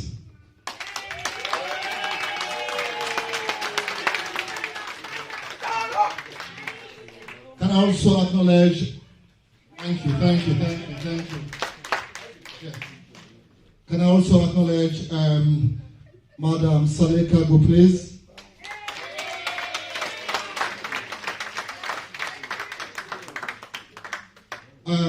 Ladies and gentlemen, please permit me. Obviously, we're young people, we're into politics, we've got the energy, the passion, and we've got the capacity. So please permit me to introduce and acknowledge my leader, the Young Congress leader, Mr. Adams Bangura. Can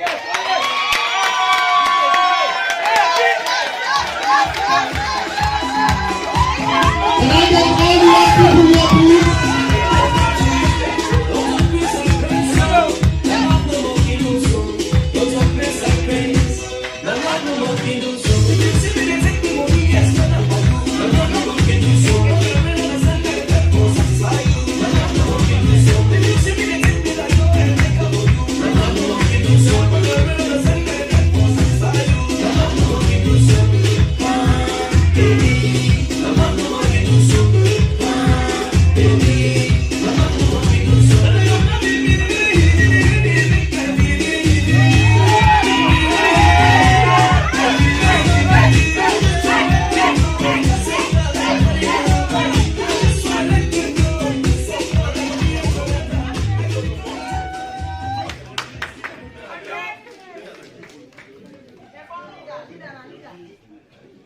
And finally, I think this gentleman is not going to expect this. This gentleman is not going to expect this, but again, his dad, the late man, is a stakeholder, former president of the Republic of Sierra Leone, Dr. Sheikh Stephen. Son, Sheikh Stephen is here with us. Mr. Sheikh Stephen, can you stand up, please?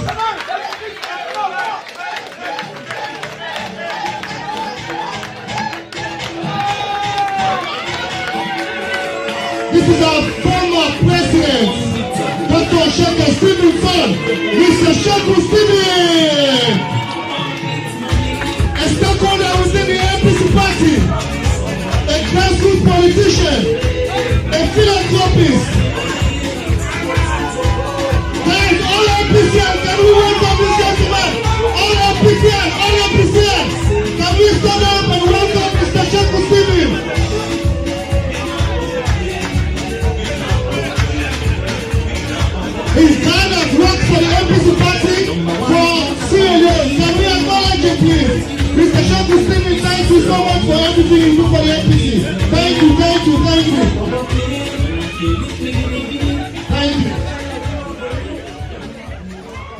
Thank you, Mr. Bangura. Thank you. Thank you very much, my brother Mustafa Putloko Bobo. Thank you. I will still promote you from Bobo to Kalbo. But I guess we know and can quickly up a bit more. Let me green. Now, ladies and gentlemen, we are about to listen to another very important member of our public in this evening's event.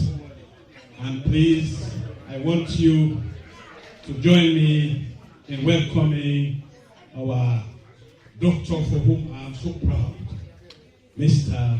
Dr. Mohammed Sise. Yes, thank you very much. Mr. DJ,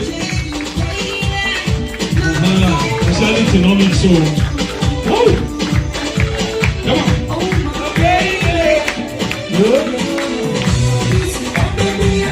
On, Gasu. Go there and don't come using this. Oh, you don't go to the music. All right. Yes.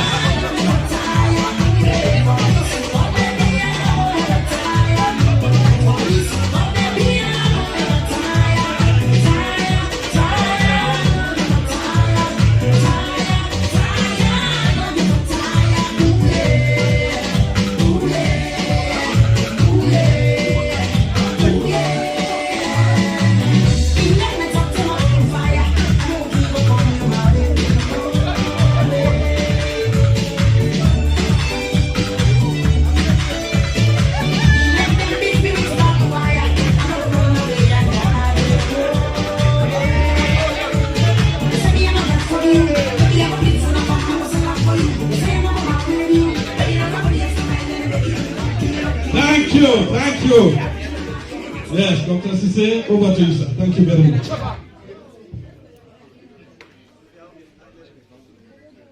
Aspirant for Member of Parliament in Sierra Leone for the mighty ABC party, Mr. Abdul Gbla.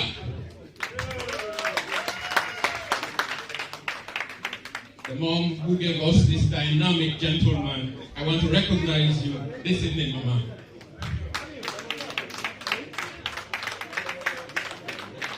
Eminent colleagues in the high table, can I say good evening?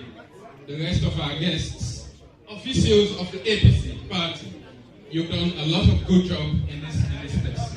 I want to recognize you all and the rest of our speakers. Tonight, one of our colleagues has been edging on the side of a bit of pessimism, but it's just the hard fact. There are a lot of things that haven't been happening in Sierra Leone and in our political system. I wanted to come on the optimistic side. And I wanted to assure tonight's audience that the future will deliver progress.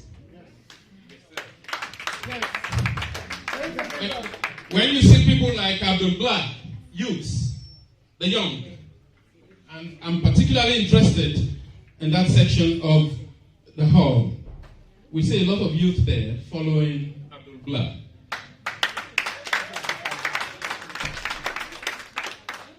Just seeing that, you can see that the future is bright.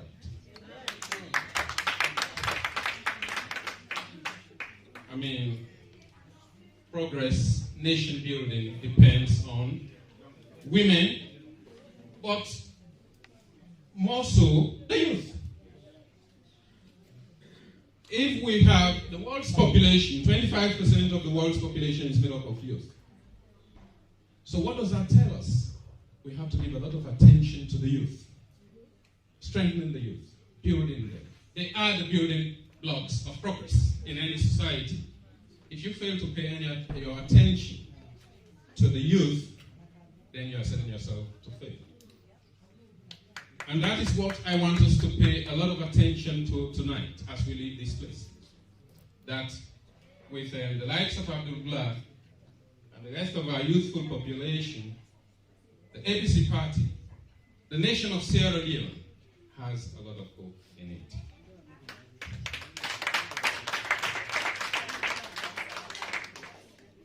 but just the youth by themselves wouldn't mean much.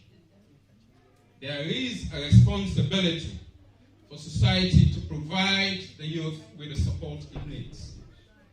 And 3 key elements to this will include things like education.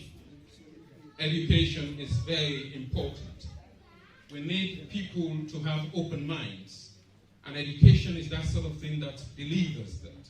We need people to be rational in society. And education is an important ingredient to that. So we must deliver education so our youths are as strong as they can be and hence be able to deliver the progress which we all yearn, which society is looking for. So we must give them that education. The second important ingredient is employment. Any society that doesn't have employment, particularly for its youthful population, is doomed. There will be social instability. And Sierra Leone is no stranger to that. I needn't take you down that path tonight. We want to be happy here, not to start taking ourselves to the dark days of Sierra Leone. But I am telling you, if we do not provide employment for our people, for our youthful population, there will be social instability. It's not on your shoulders, Mr. Abdul Gbla, to deliver that. But I hope, and I have no doubt in my mind, as you surely shall take your place in Parliament, you will remember, as our colleague, Dr. Minot Fuller did mention, that you must advocate for your colleague youth. They are all waiting. The nation of Sierra Leone is waiting. So we must deliver the employment needed. On a modest estimate, I think the statistics in Sierra Leone says that 10.77% of the youths are unemployed. I don't know where that came from, but I certainly wouldn't go by that statistics, but that is what we have on record. But we all know that that is not the case, that of things on the ground. So we have a big job to do with employment. And the third ingredient is we must empower our youth. We must allow our youth to have the rights that every youth in these countries, youths have a place on the high table. Everywhere, in every society, every community. They are able to ask the relevant questions without looking over their shoulders. Do we have that in our communities? Mr. Abdul Gbla, don't forget. When you shall take your seat in Parliament, please remember to empower your colleagues.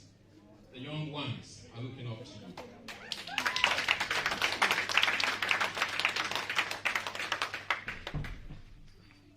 With these ingredients, I am sure we will deliver progress in the future.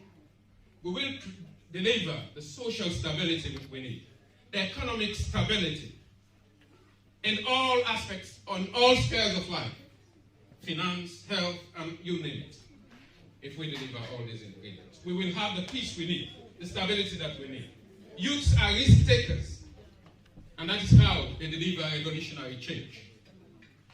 So tonight, that is what I want to leave you with. I have every confidence in you since I met you. He's a confident young man. Yes, he is. And humility is in abundance. So ladies and gentlemen, we will deliver the progress we need. Sierra Leone will deliver the progress we need with people like Mr. Abdul Gbla. I thank you all for listening. Thank you very much, Dr. Mohamed Sise, for those kind words. Abdul, like I don't say, this video here, so you for go watch it. You know, we will take all things in tonight. We'll make you look at them as a source of reference. You are blessed by the type of people that are here this evening.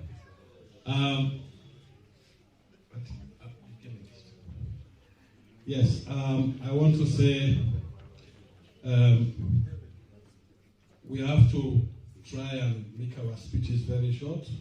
I'm not prejudicing the subsequent speakers, but because we started late and also the hall is only available for just over an hour from now, and we have to eat, we have to dance.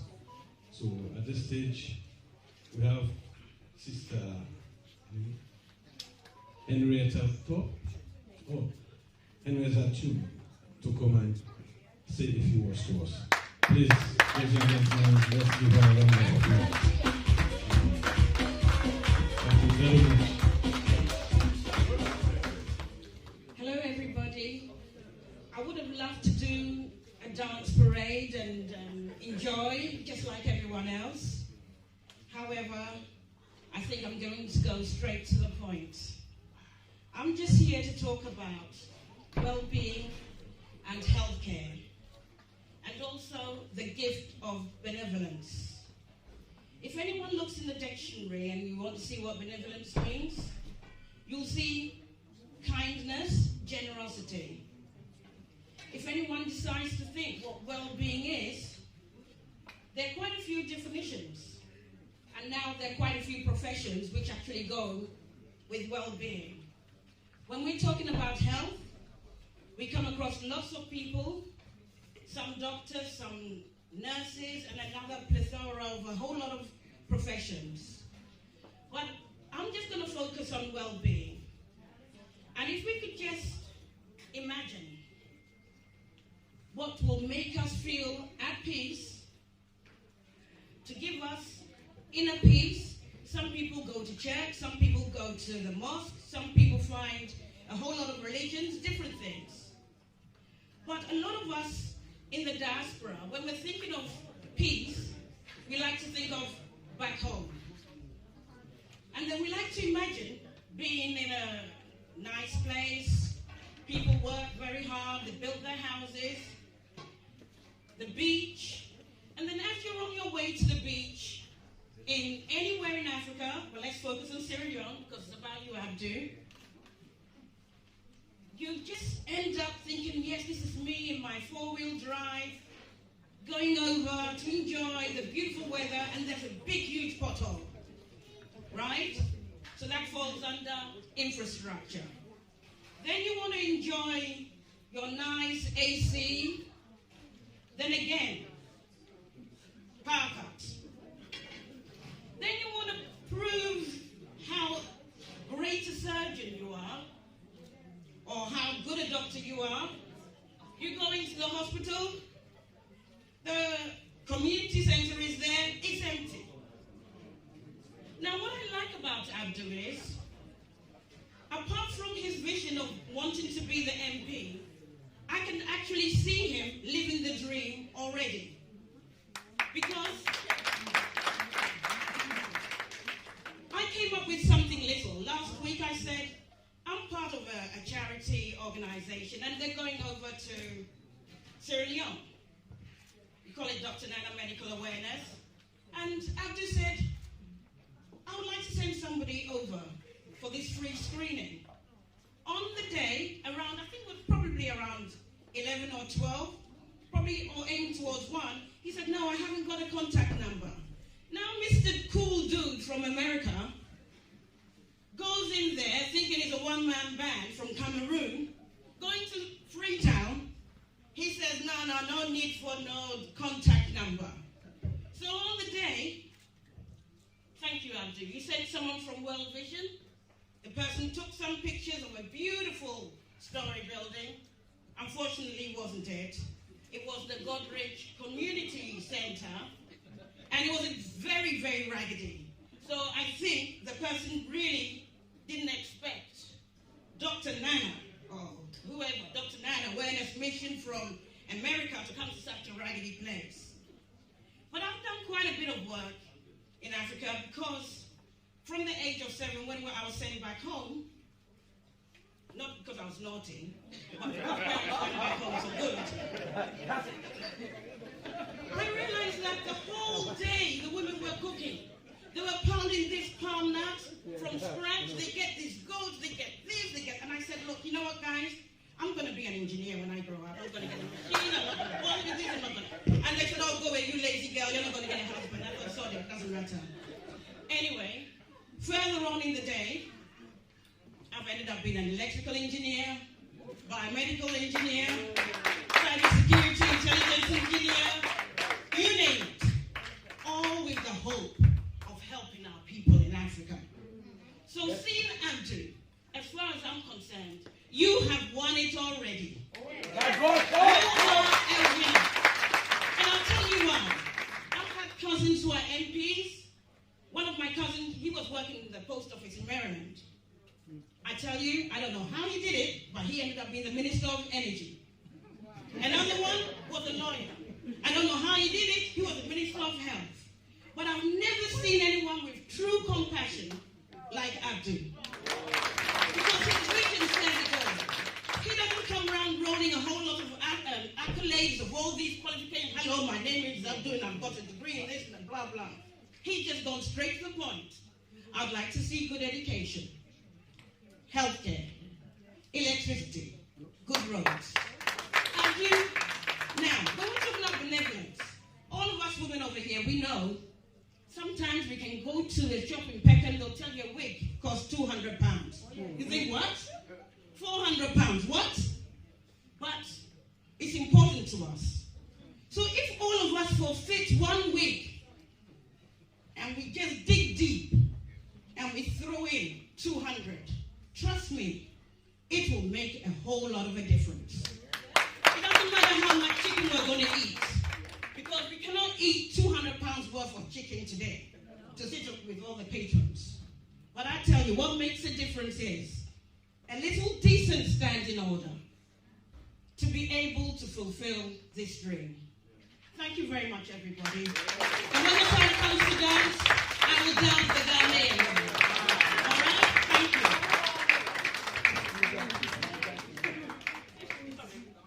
Sorry, just in case, my name again is Henrietta Toomey.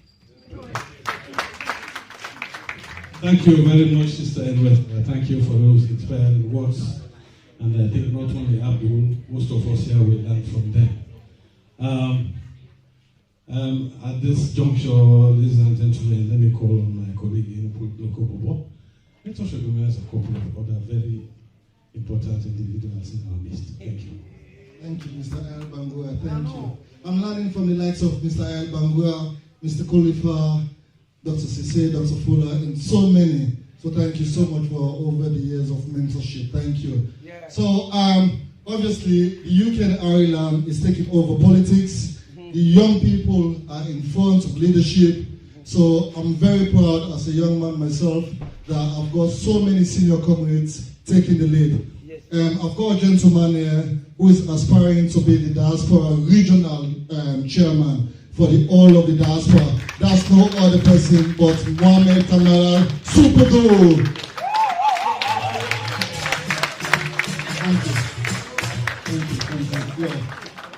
And also over the years, I've learned my leadership qualities under my distinguished brother, again, a senior comrade, a brother, even though we are fighting, but we are able to sit down and discuss politics. It's no other person but Mohamed Conte.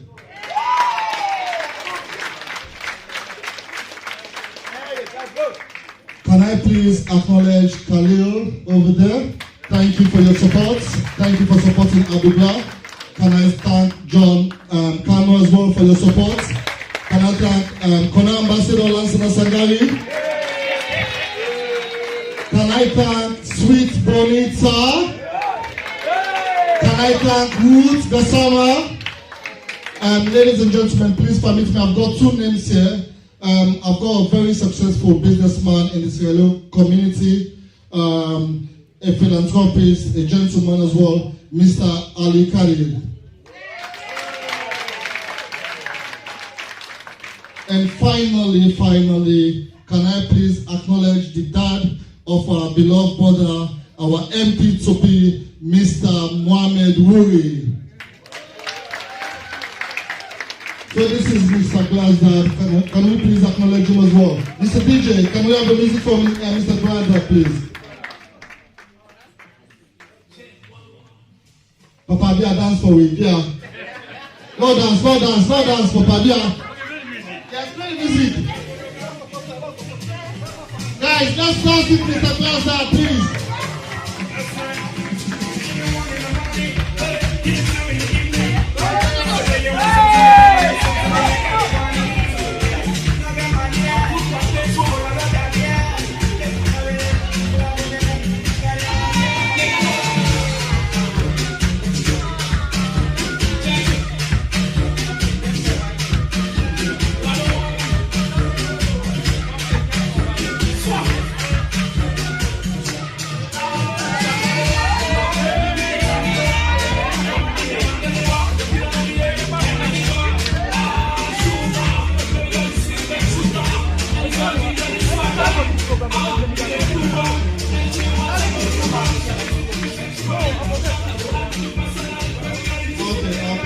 Papa. Thank you, sir.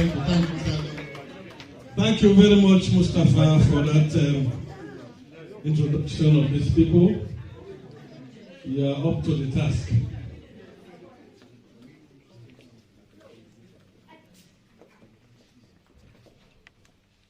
Ladies and gentlemen, I want to, at this stage, call on our next speaker.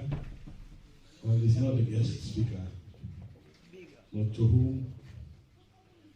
who's been given so much is also, it's only fair to expect much from him. And it's my pleasure meeting you, my brother. Oh, now I'm not calling him, you see, I am like that. Please put on to me.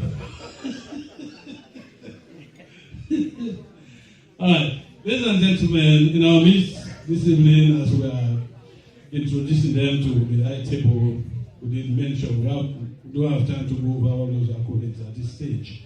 But please, again, do me the favor, be upstanding, giving honor where honor is due, as we welcome our brother, counselor, brother, Kunike Kuroma. A round of applause for our DJ. Yeah.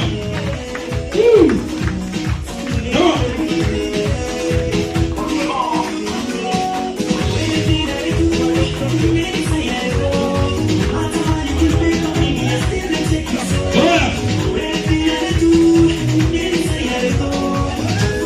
Yeah.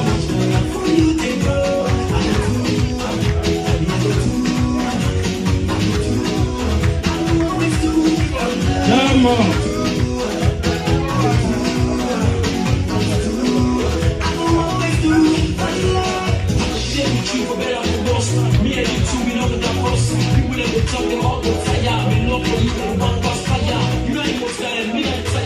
Thank you.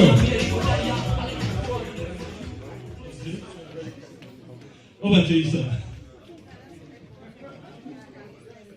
Thank you very much.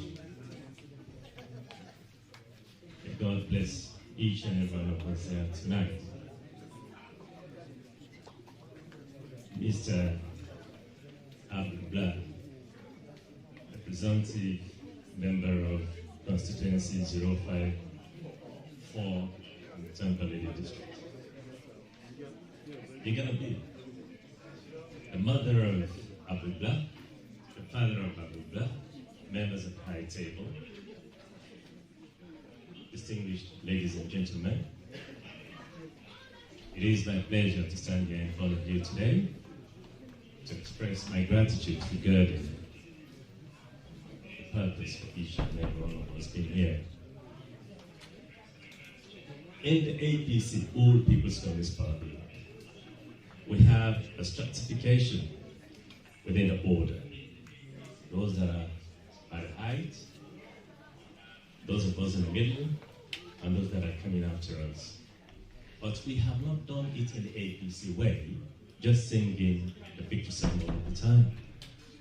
If I should stand there today and begin to sing about a song that we learned when we were in the old, in the young days, because I'm a progeny, like my brother is here, a progeny of the founding members of All People's Congress Party. Shall I start by saying and singing briefly? And I'm pretty sure a few of you will be able to respond. If I should say, this is Bamokramo, this is Bamokramo, Sikara Mokakuma, Sikara Mokakuma. This is Bamokramo, Sikara Mokakuma. These are the songs that are really very emotive. They actually ignite our emotions, which led to the formation of this wonderful party that we are here gathered today. And that was what actually propelled the victory of this party in the 60s. Democratic Party, a party that catered for the feelings of all and sundry, a party that won victories and ran the country for nearly 27 years. And a good number of us there only know what government that was in power at the time. Today, what I would see, a reverse of the gains of the political party. A reverse, a complete reverse. If I stand here today singing lullabies of those golden days, which have become nasty days today in the country, it's a pity. May the young ones grow. May the young ones grow. The likes of Wankasu, the likes of Abdul Gbla. I have never been in the political mainstream. I've been a technocrat right through. Probably we might enter the frame. You never know. But I can tell you,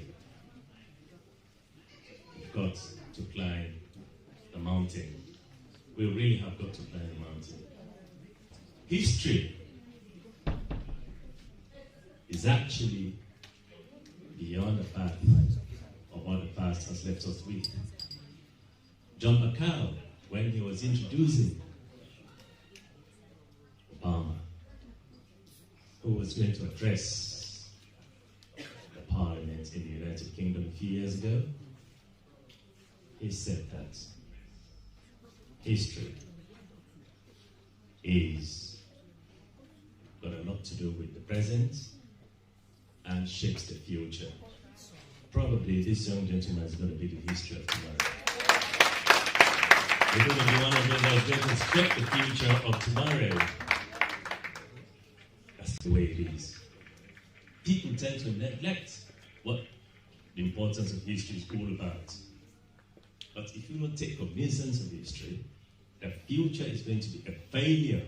If you are today nursing ambitions for you to become a politician of tomorrow, then it means simply you are going to shape the future of the country. Because you've already understood what is happening in the country today, isn't it? May God bless each and every one of us. And I'm making reference to you guys, Adams Bangura, and all of you that are today fighting for positions within the All People's Congress Party in the UK and I. Stop fighting and come together and work together. Thank you.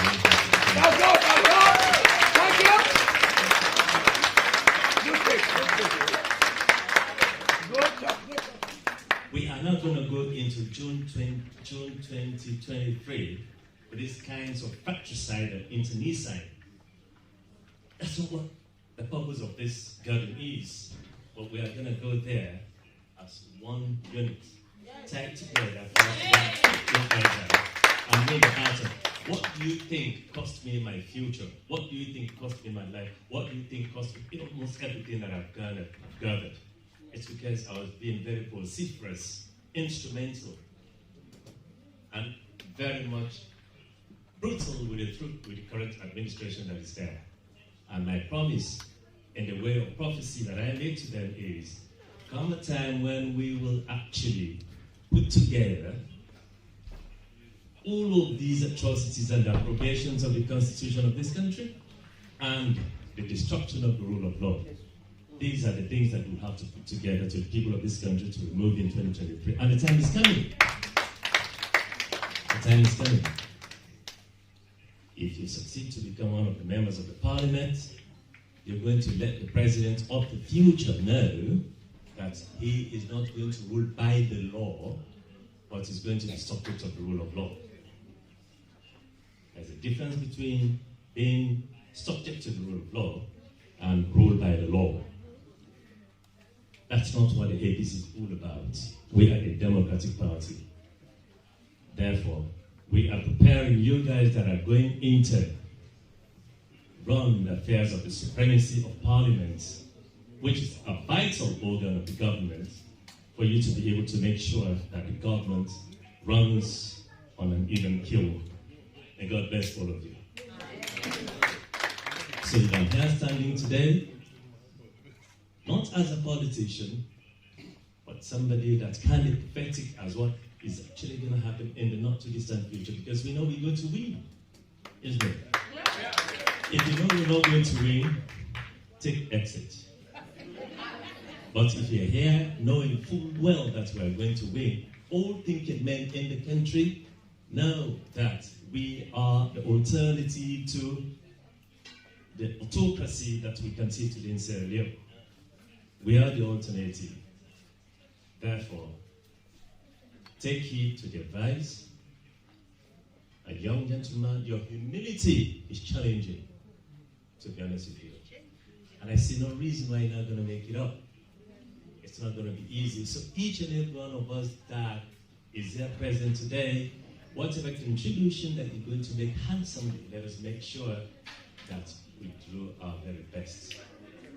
I am not going to hold you for too long. I just want to thank you for giving me the opportunity to be able to speak to each and every one of us. Thank you very much. Good luck. Thank you. A round of applause, ladies and gentlemen. Thank you, my brother. Thank you for those kind words. And I believe most of us will learn from them. Now, ladies and gentlemen, our next speaker, I chose him on purpose. You see, some people indeed, we won't call them for talk, for them they struggle, they make sure that some important person don't come on at the stage. So, from the word going, they get problem, because they need for keep the. You can't afford to be anticlimactic in situations like this. No, we're not going to allow it. Ladies and gentlemen, I have the pleasure of introducing a brother, an other person who has sacrificed so much for democracy in our country. Sometimes even at the expenses or at the expense of his own safety. And I will always admire him. And I think this evening, this gathering this evening is blessed by his presence. Ladies and gentlemen, please join me as I welcome the one and only Chief Banabo. That's another time. I need to follow the name. The Banabo. The Banabo. Oh, where is that good? Thank you.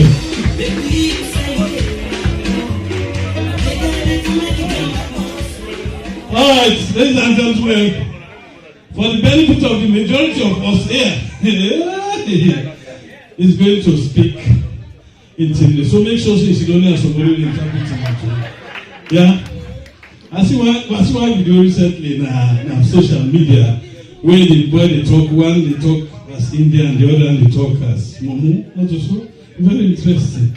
So, Chief Banabo, you will talk with him, but you are going to go and dilute him for punctuate of small smoke. You will not send the kitchen of small smoke. Yeah? You are safe, ladies and gentlemen. Good evening, all.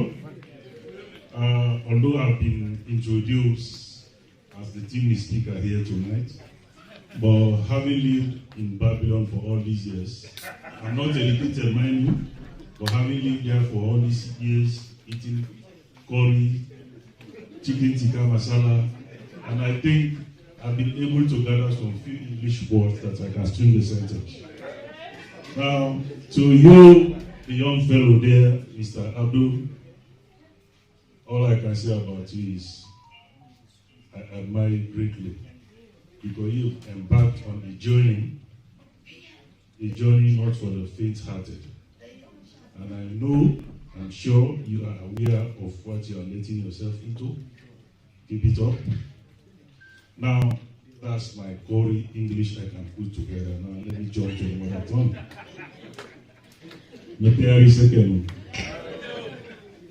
Well, Subane do not know. Take the battle, one gasu, one suffered. Open the material can do Dogalama within the politics. I tell you, Makama but was not a calling Lake Amaskoi. After my son Loma and let me pick Amato. And to let me pick Amato. Well, they be a big Amakali money. All on value. You're okay, but I don't pull up. I'm going to oh, I mean, I'm not killing money in the moment, and I go to see it. If I might be possible to now food, it's all that you have food, and that's not big. I can't master and also Loma, more Pagoli, Pabu, full of baby. They don't want to son or eat your baby. I know one night is about routine, I want to come back. Tope afeta chenu saina. Mawa topa yema yo chekoto. Che nishinego. Kalibo be chofo fi tete bana pawa yimukudaran. Owa mape anyi bakte ma gbeti yema fofo gbeti. Idirbu akatume tumanoi seban na kesu ngara timne. Ni roi ko be anyi kan bumbon. Tapi timne kan. So we know. Hey, yeah. Wow. That's a catch again by Marino. I want to feel after Tasha Kai. Do not put man. Nabak Chimasoi, Sano make a son, because you made it. I can name my entire Kine. That's what I get. So people want to fight the Marumi. See to the Tanaka. Oh, little Lenoi. Here, boom.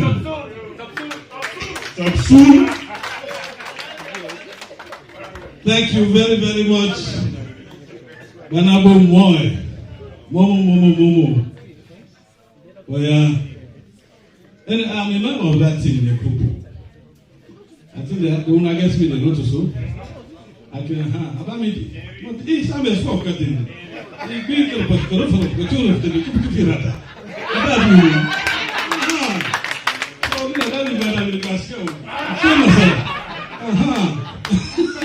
Yeah, you manaya. I'm a very important. Can I be the Anyway, ladies and gentlemen, we've come to a stage we need another round of formal and final acknowledgement of more dignitaries. For those of you whose name has not been mentioned, please don't feel bad. Maybe it's just a natural mistake. Brother Mustafa, can you please do the final and formal recognition of people in the house? Then we'll have a final speaker, Brother Abu, and that will bring the formal part of this evening to a close. Then to be eat, dine, and wine and dance. Thank you. Thank you, Mr. Bambua. Thank you. Please, ladies and gentlemen, can I acknowledge another senior comrade, a distinguished gentleman in the name of Dr. Ahmed Kamara, please. Thank you, sir. Thank you and welcome.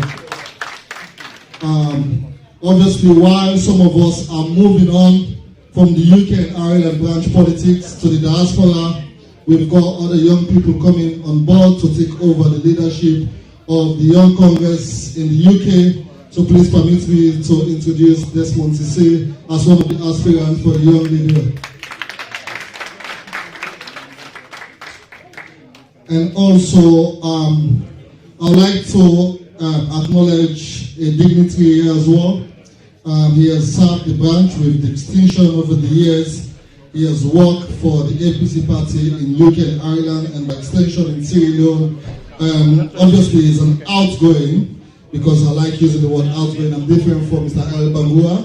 This is no other person but our outgoing Secretary General of the APC UK and Ireland branch, Mr. Simeon Bangura.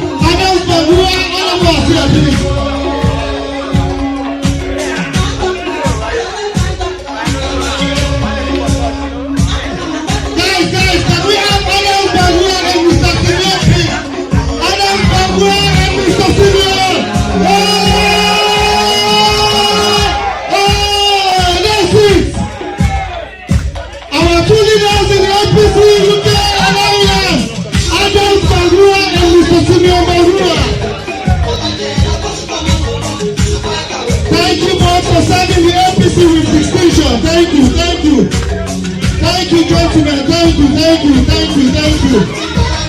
Thank you. Can we have Mr. Black? Mr. Black, please. Mr. Black, can we have you here, please? Thank you, Mr. Black. Thank you, thank you. Thank you, Mr. Black. He has worked to consolidate peace in the branch.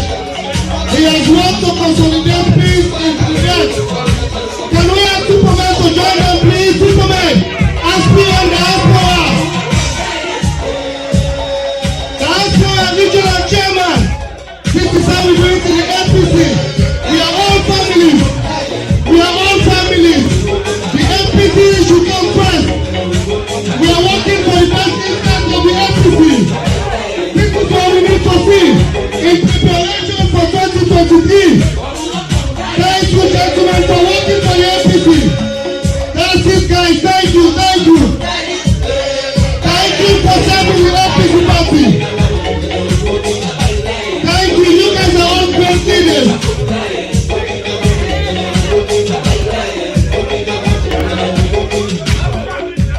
Thank you, thank you, thank you, thank you. Thank you.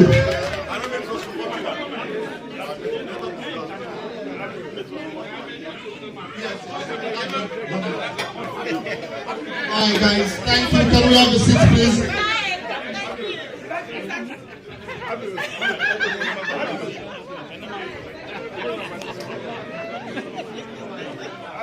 Thank you. Can we have a seat, please, guys? Thank you, thank you, thank you. Now, I'm going to acknowledge our mothers.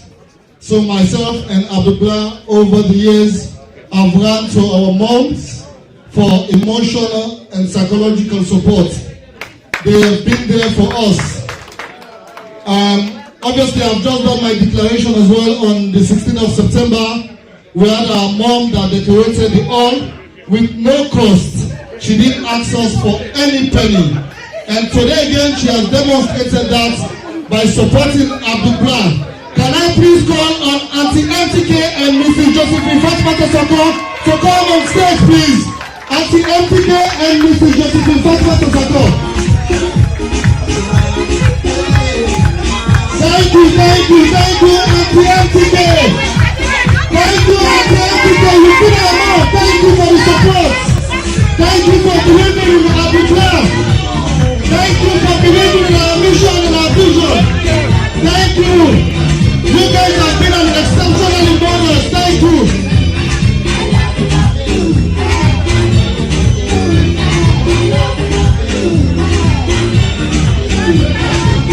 Our mothers are unique. Thank you, Mrs. Josephine Fatima Tosako and Auntie MTK. Thank you for your support. Thank you for supporting Abdul Gbla.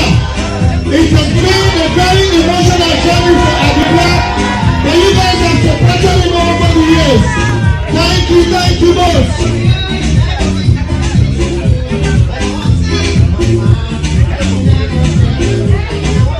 Thank you, our mothers, Auntie MTK and Josephine Fatima Tosako.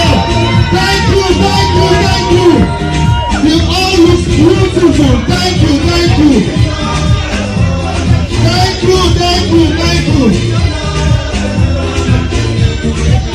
Our mothers are very unique. Mrs. Josephine Fatima Tosako, thank you for supporting us. Auntie MTK, thank you for supporting us. You guys have been our pillar of support. You guys are our pillars of support. Thank you. Thank you, Auntie MTK. Thank you.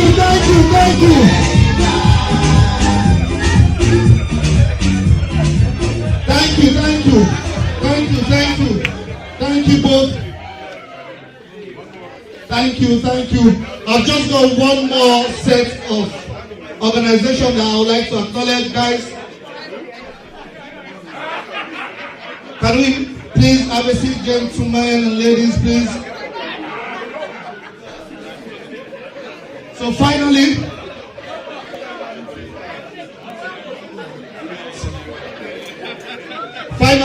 can we please have a seat, ladies and gentlemen, please?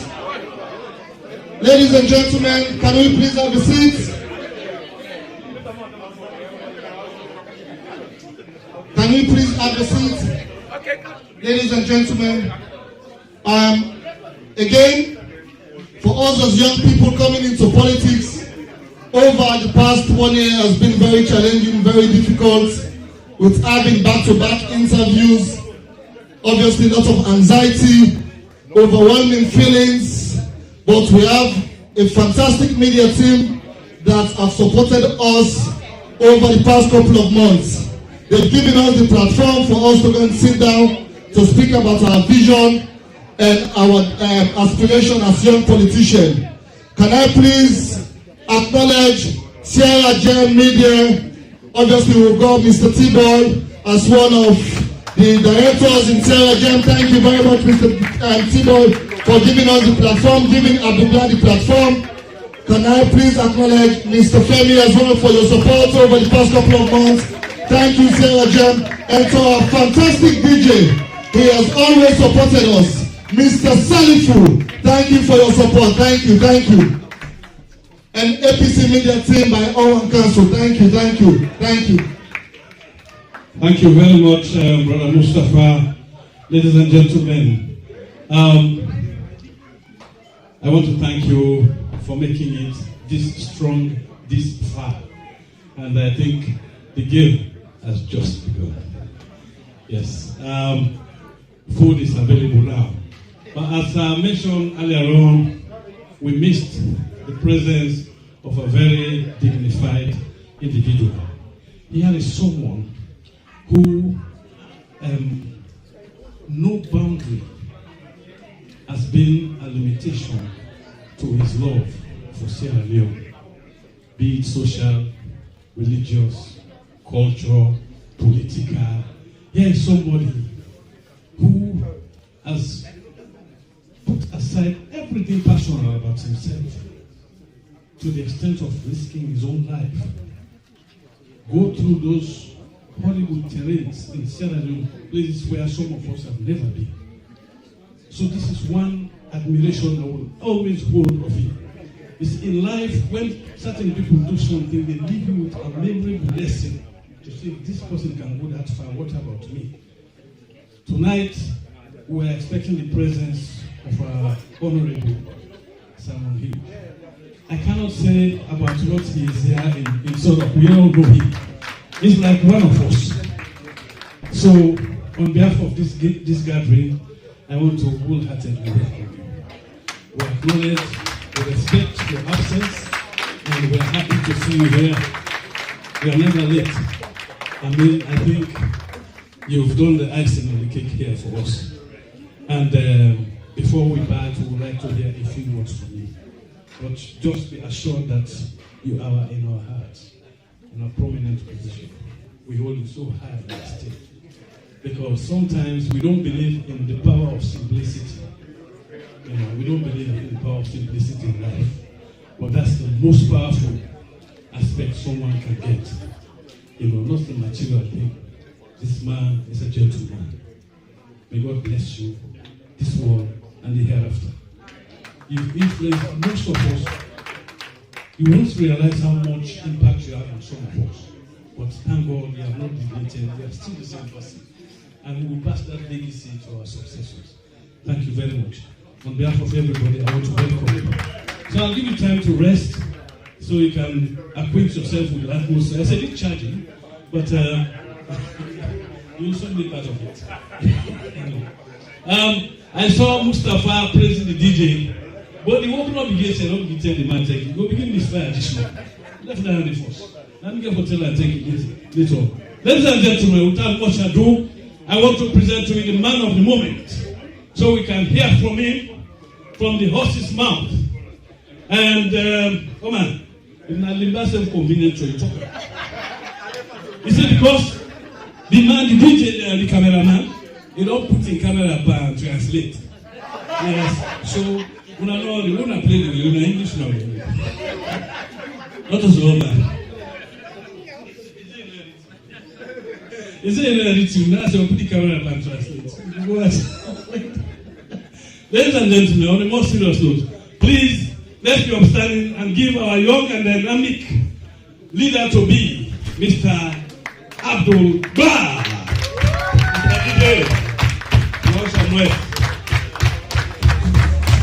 Thank you. Come on, please, come on. The man of Mufino.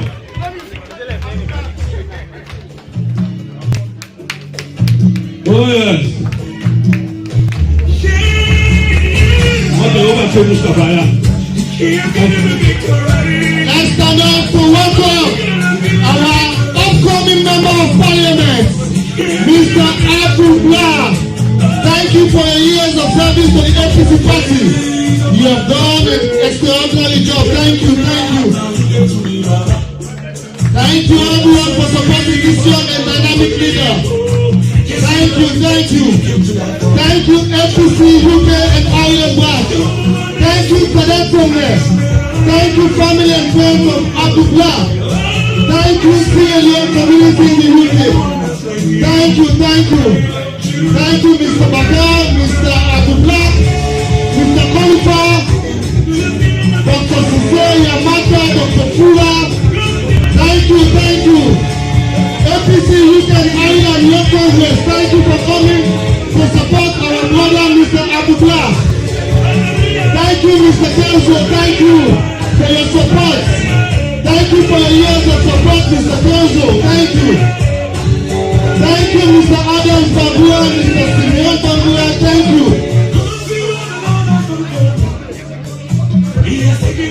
APC UK and Ireland is a unique institution. Thank you, thank you, thank you. Can we have all young people here, please? Can I have all young people here, please? Guys, moment contact. John Kanu, guys, can you come over? Yeah. Guys, can we come and give our brother the support I need? Guys, can we come? Khalil, can we come and give our brother the support I need? Thank you, Abdul Gbla. You have made the difference. You have made the difference. Thank you, thank you. Thank you for serving with APC. Thank you. Thank you, Mrs. Josephine Fakot. Thank you, thank you. Thank you, Mr. Ayan Bangura. Thank you, Sarah Jem. Thank you, Chico Salifu. Thank you, Shaku Stevie. Thank you, Ruth Kasama. Thank you, Sweet Monifa. Thank you, Dr. Kadir Kamara. Salam Pago. Thank you, everybody, for coming tonight. Thank you, thank you. Thank you, Abdul Gbla. Thank you, thank you. Thank you, thank you, thank you, thank you, thank you.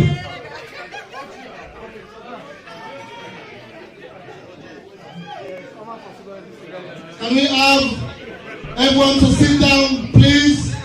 We need this environment to be as quiet as possible, please. We're going to have our dynamic, hopeful member of parliament to address the membership. Thank you. Can we have a very quiet environment? Thank you. Thank you, Mr. Abdul Gbla. Oh, why? Okay. Ladies and gentlemen.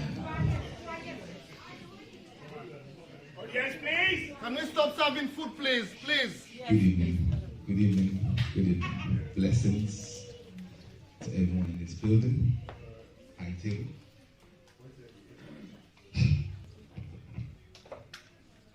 Please, ladies and gentlemen, just give me a moment, please, so I can just I appreciate my mom once more, please. Baby Musu Kala Gbla.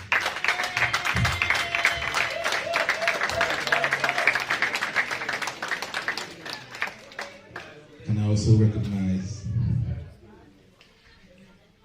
the first lady in my life after my mom. Yeah, Aminata Fona Kala.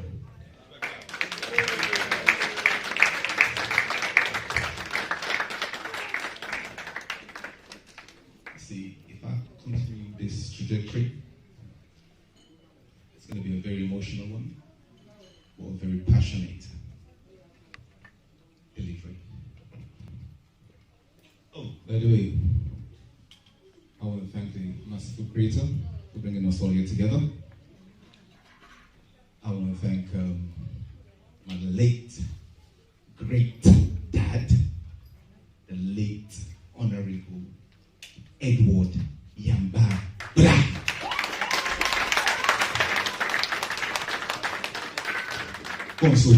By the way, ladies and gentlemen, Cash Boss just walked in. By the way, Cash Boss just walked in. I want to thank you guys for making time for me. This is very special for me. Trust me, high table. Trust me, my guest, special guest. I am truly, truly, truly honored. I'm humble. Thank you. I'm really grateful.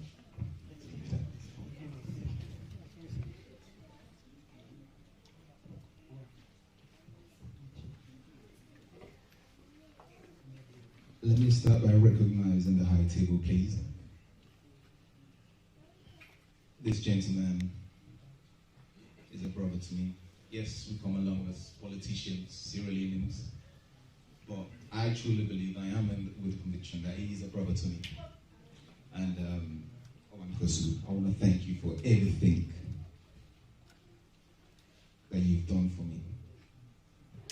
I'm truly grateful for being here. Thank you. Dr. Fuller. Ladies and gentlemen, he's my mentor. He's my mentor.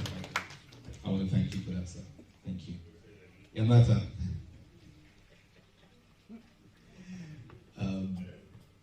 I don't know what to say, but I'll make it easy for you. Thank you, and I appreciate you. Oh, Doctor, Uzuko. Ah, Osoko. Osoko Sise. Dr. Sise, ladies and gentlemen, I really appreciate the description that you gave me about me being humble and me being, I can't remember, it was too emotional for me to gravitate on anything, but if we want to talk about being humble, this gentleman right here is a humble, helpful brother, Dr. Ahmed Sise.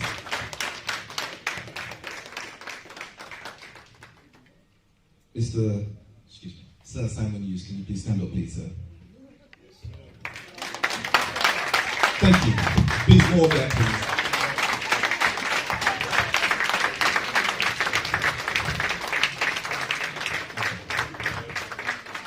Thank you, Mr. Simon.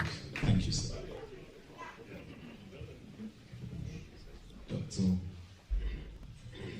Lawyer Khalifa.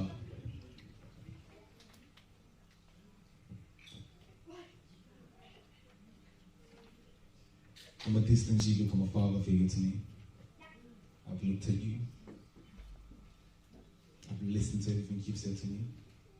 It's just unfortunate that we always meet up at funerals for some reason. But whenever we do attend funerals, we always have that private conversation that has nothing to do with politics, but life in general. And I want to thank you for all the guidance that you've given me in this short past 5 years that I've met you. I am truly honored for you here. Thank you very much, sir. Thank you. Mama Janet. Mama Janet. Ladies and gentlemen, by the way, Mama Janet Sam King was a former member of parliament under the SLPP Kabad, the late Kabad. So please, ladies and gentlemen.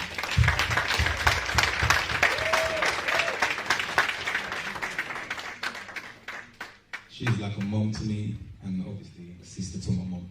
And she's been my mom for the longest. And she's got a son here by the name of Mr. Genius Sam King. Potential, he's just hiding it right now, but another potential. If you guys believe in me, trust me, believe in him as well. And I'm not really concerned about his political affiliation. He is a true potential as well. Mr. Sam King, thank you. Mama, I will talk about you. I love you. I admire you. I appreciate everything good you can do for me. Even when you beat me mercilessly. You know, you know, to a point where, you know, my late dad used to, you know, have this back and forth.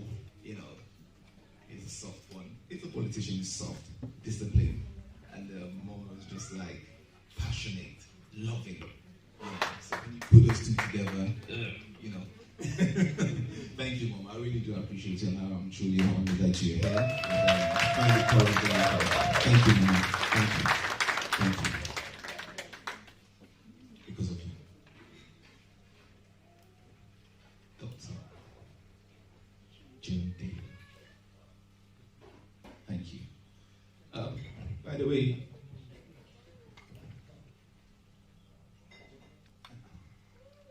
when you have friends not just from Sierra Leone or Africa, but because of your connections, when I mean connection as in your networking, proper networking, and I'm talking the last 20 years or 15 years or 11, whatever, and when you believe in something or someone, you know, it resonates with a lot of people. That's why you're here for some reason. Be it for Toko Bobo, be it for Sweet Bonita, be it for Mr. John Kanu, be it for Dr. Benke, you know. But there's a lady by the name of Lady Cheryl, you know, and I don't know where she's hiding. Madam Cheryl, can you please stand up, please? I'm going to actually walk towards you if you do not stand up.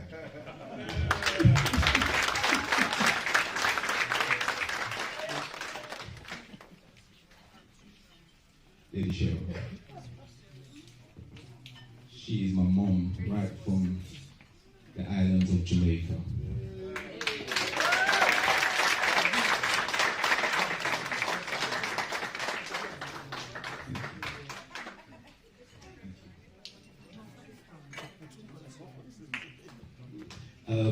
Dr. June, I'm really truly honored that you're here. Thank you very much. Thank you. And let me just say something quickly. Dr. June is the founder of Miss Jamaica UK, right? So, you know, and yes, so, and I know we have Miss Sierra Leone as well. So, I mean, when we talk about networking, I really do mean networking. I'm not, you know, there's a lot of people, a lot of accolades that, trust me, you know, just get to know them, then believe in me, you quickly forget about me. I'm like, you know what, I want to get to know these people, trust me. You know, and I want to thank you for that. And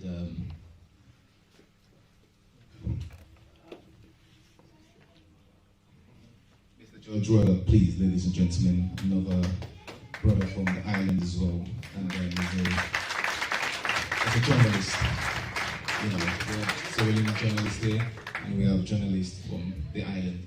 I mean, we're truly blessed to be in here right now, and they're going to cover us, not just me, they're going to cover us here, right here, you know, in a few weeks to come. Thank you. Yes, the weekly in the newspaper. So I want to thank the ITV for making this time for me specifically, and I'm truly blessed to be in this position. I want to thank Sierra Jen, I want to thank DJ Salfo, I want to thank DJ Ish. So thank you very much. Right, I guess you guys are probably waiting for a speech, but there's so many people that I need to recognize. Yeah. I really do, trust me, because you didn't have to be here, but you chose to be here, and I'm grateful for that. Dr. Ahmed Kamara, please stand up, please. Thank you, Doctor, not just because of your qualifications, but because of your fatherhood, kind of, you know, spirits that you give out to friends, family, brothers, and I'm in a good space when I'm with you.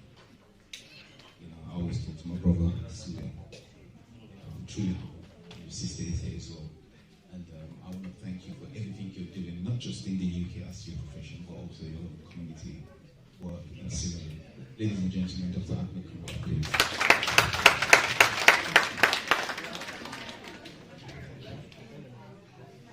I want to thank the APC team. Yes. The UK and I APC team. There's lots of them here. Most of them gentlemen standing over there. You know, if I ask, we know who we are. And I want to thank each and every one here.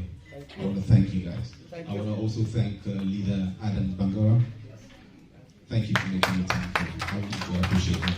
Oh, by the way, there's Mr. Simeon Bank in the building.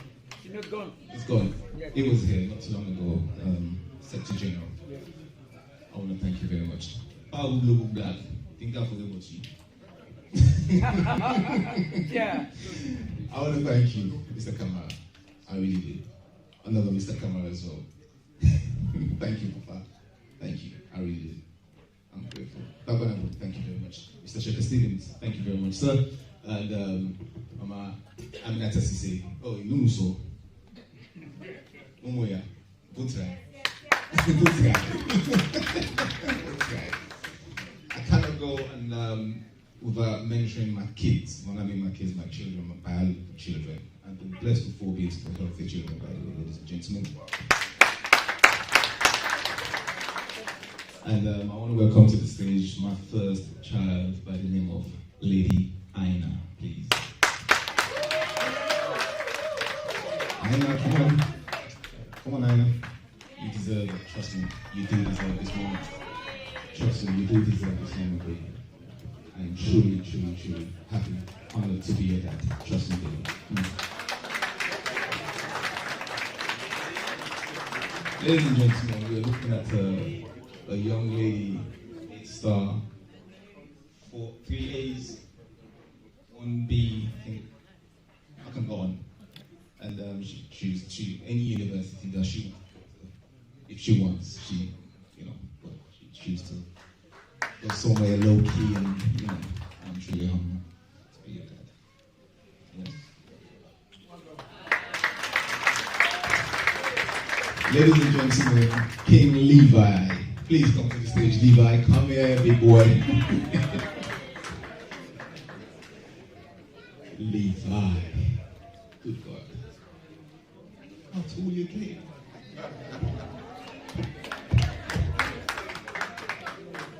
Thank you, sir. Thank you, sir. I said, sir. Thank you, sir. And Levi, by the way, is following his sister's footsteps. So I think we're in a good space. And, Sierra Leone is looking healthy. APC is looking healthy. Yeah. King Malachi. King Kai. The only thing he supports Tottenham because his cousin plays for Tottenham.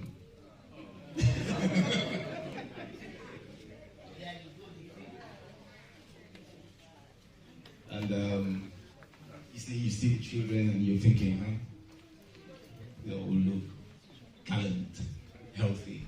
They should be. They are healthy and gallant. And I want to thank them for, embracing me as a dad. But I cannot go on without thanking, the mothers as mothers of their children.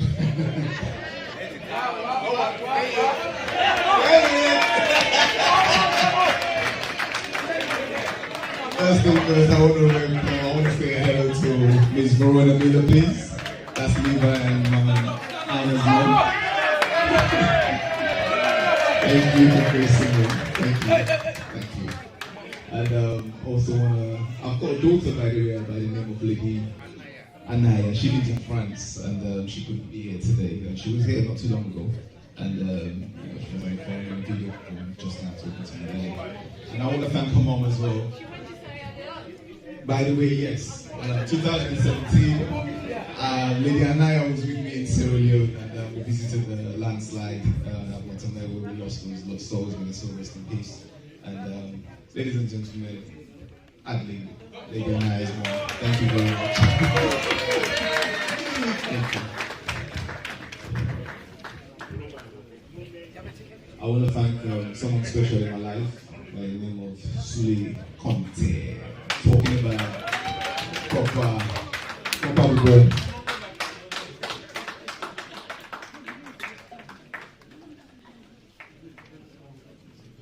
And please, ladies and gentlemen, don't forget to purchase Mr. Dr. Ahmed's book, please. Success Against All Odds. Still available on Amazon.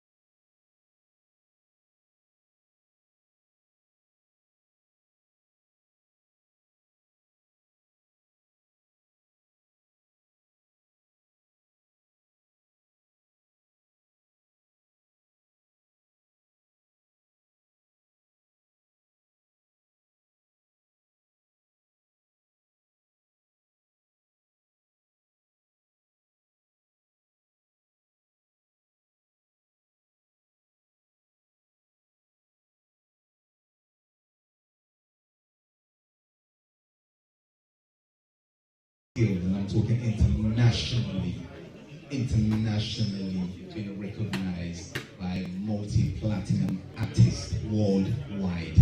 Ladies and gentlemen, Mr. Joshua. He's going to perform tribute. He's going to sing for us tribute. He's going to grace us with his voice. Thank you very much. And I also got Blackfire in the back there. Blackfire is another artist coming up. All right, ladies and gentlemen, let me quickly get into this. And I cannot go on without saying hello to my dear friend, Miss Bernadette Reed. Miss Bernadette Reed, how are you doing? Thank you.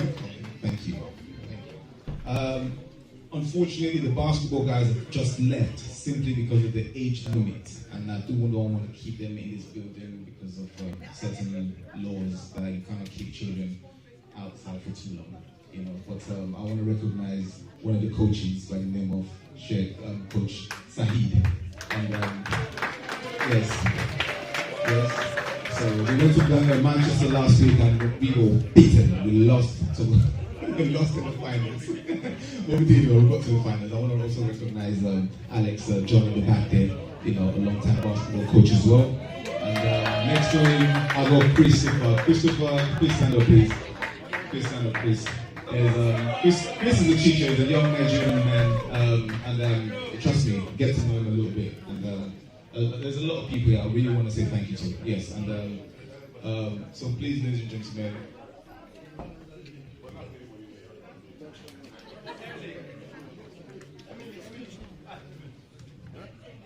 yeah. Emily, I see you, Mama. I miss you.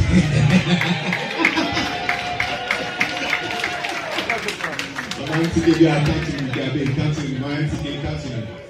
Mama MTK, please. Come to me, please, Mama MTK. I beg you.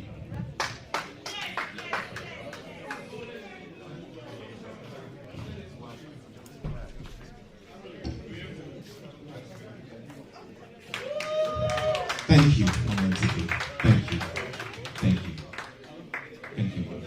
All right. I woke up by the way. Ladies and gentlemen, let me quickly wrap up my speech and make it very easy, straight to the point. And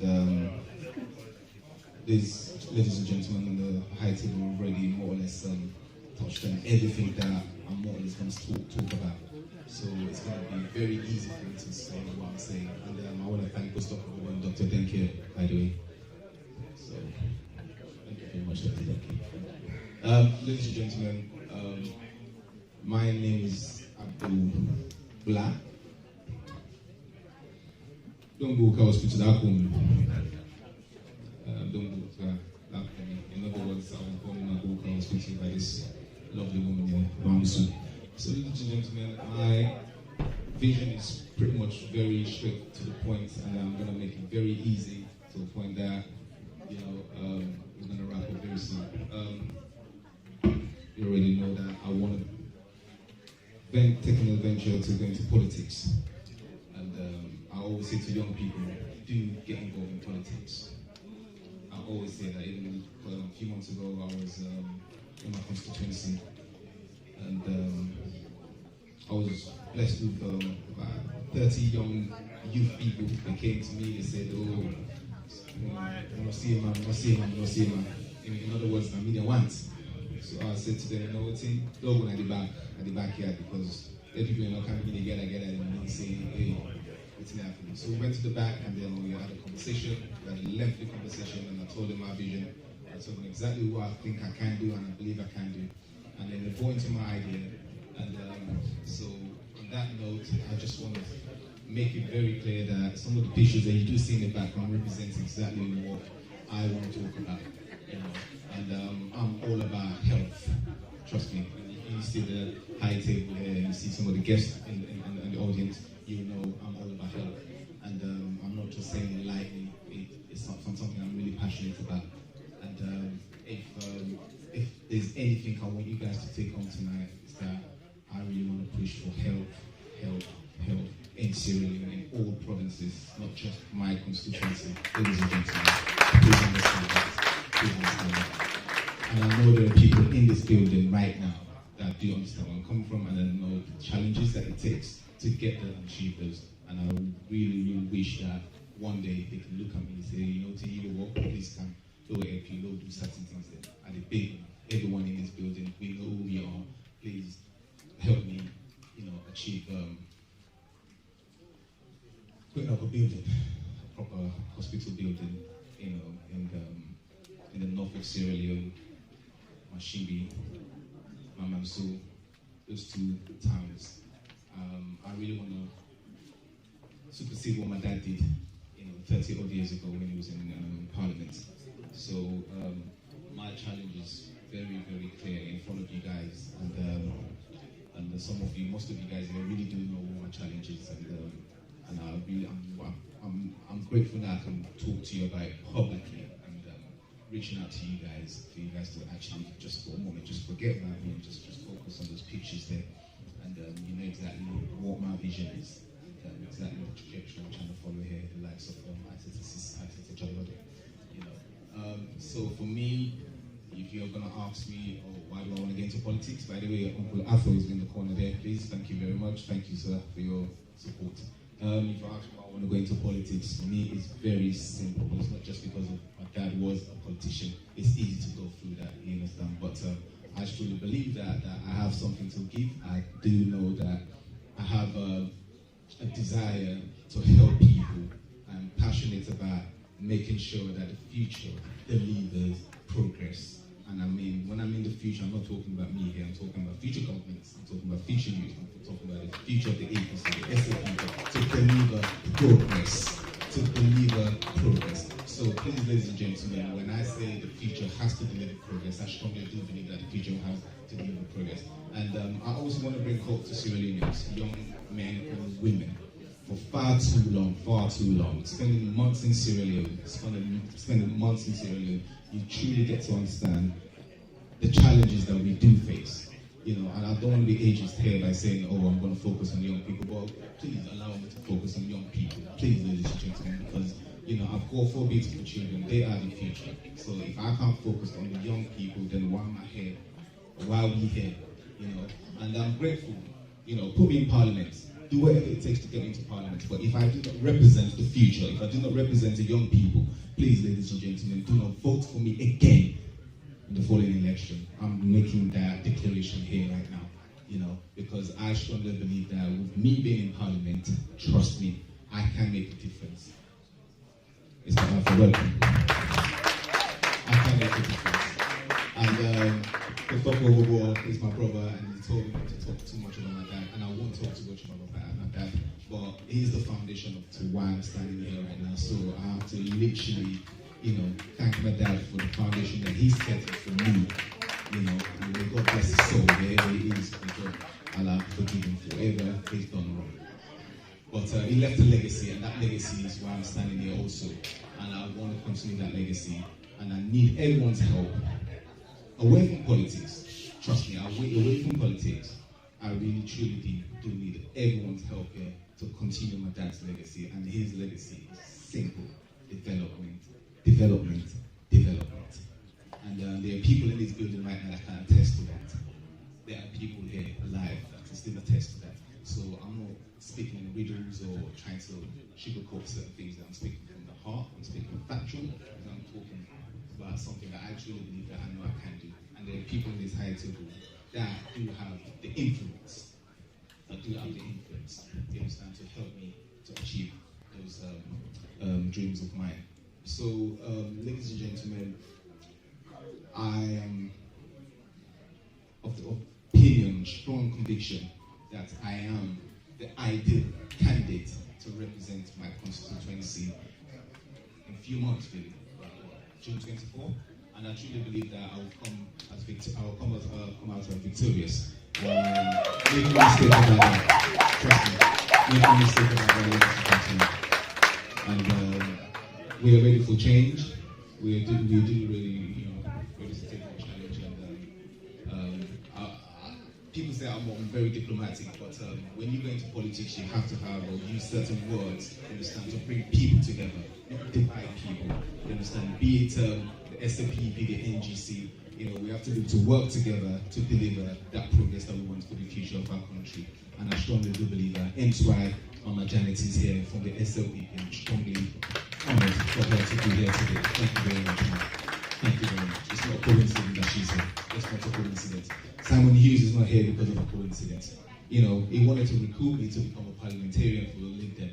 And I'm like, yeah, not me, you know. And then a few years later on, and then he did convince me to stand for councillor in Suffolk at the Newington Ward in Kennington. And I did put my name down, and I came third, or me and the Liberal Democrats, we came third. And well, it's a strong Labour ground, so there's not much we can really do, you know. But the reason why I went there, and the reason why Simon chose me to be a candidate is not because of, you know, me talking to people. It's because he sees something in me, and he believed in me, and I really want to thank you, Simon, for trusting me.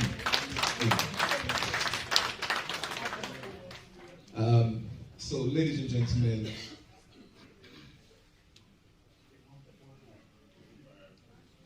Dr. Cisse, you said something so unique about delivering in the future.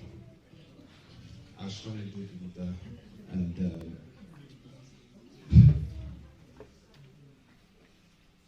I need everyone's help in this building.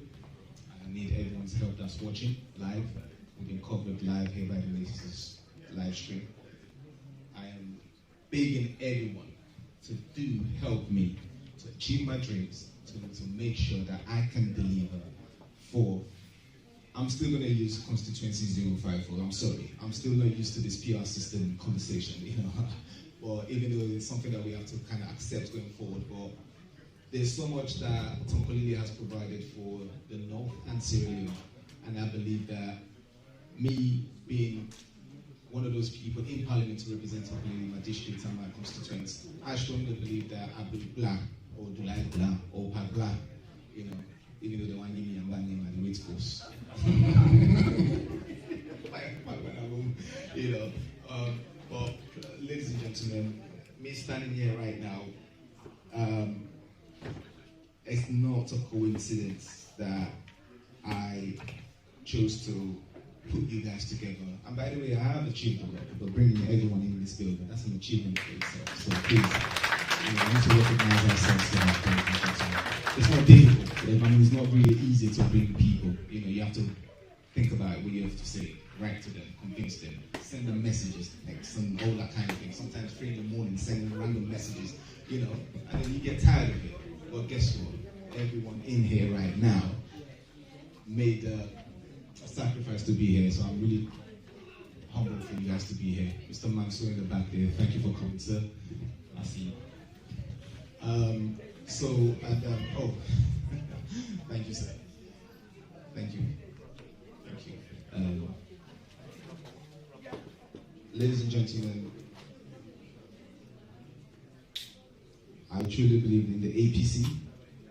I truly believe in the APC, the All People's Congress Party, that I'm a member of in Sierra Leone, proudly, you know, and I truly believe that the waiting executives,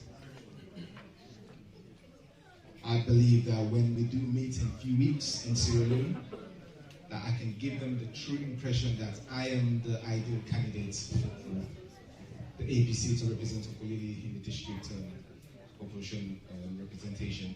And I'm going to fight for myself to get into Parliament. I don't need favors. I'm telling you, I don't need favors. I will do whatever it takes to make sure that I get the recognition that I need or I deserve. And all the little works that I've done within the constituency to make sure that I convince these people. I don't need favors because of my dad's name. I'll make that very clear. I'm grateful for what he's done for me, but I don't need his name to go forward. I can make that very clear, very proud. And but by saying that, I still have to put my dad forward for him to be recognized for everything that he's done for me. Trust me. And he has done a lot for the constituency. And I think it's only right that I take up to that challenge and go forward and try to finish some of the projects that he started back in the 80s. And those projects are still alive. And if you see some of the pictures there, you can see for yourself. And some of the great APCs, and one of the hospitals there, the Paramount Chief Town. Yes, Chiefdom. So please, ladies and gentlemen, I'm open to scrutiny right now. I'm ready for you guys to give me a scrutiny with your questions. So I'm open for anybody to ask me questions regarding this challenge that I'm about to take. And please make no mistake about it, I'm going to give you as much answers that I can. And I am not trying to face any of you hardcore APCs in this building, veterans, with strong legacies. I am really ready to face your questions. And believe me, bring it on. And I'm going to put myself forward and give the mic to Mr. Khalifa to ask me any question first.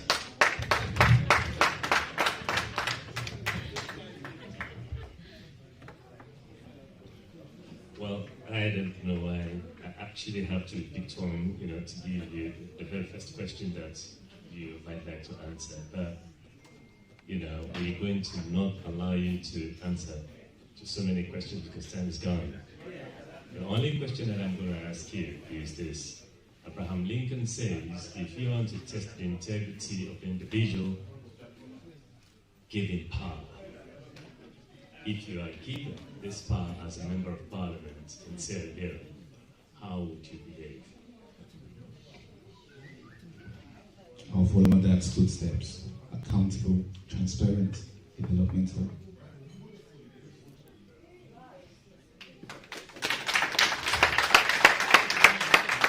Ladies and gentlemen, Simon Hughes, please.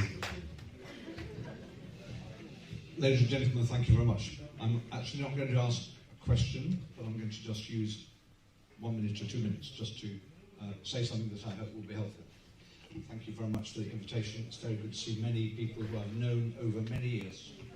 And those I don't know, I hope you know I've been on more than one occasion to Sierra Leone. I love Sierra Leone.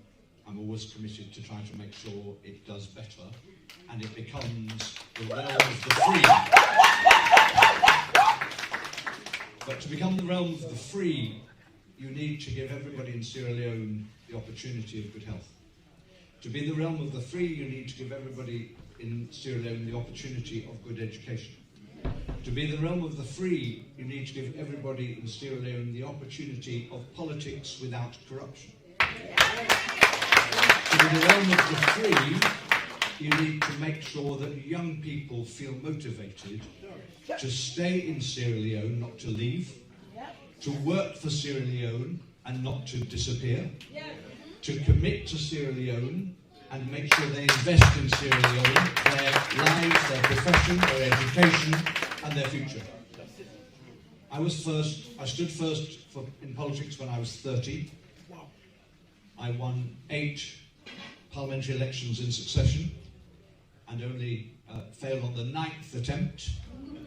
So I did 32 years, starting at the age of 32. I was the youngest opposition member of parliament when I was elected in the UK.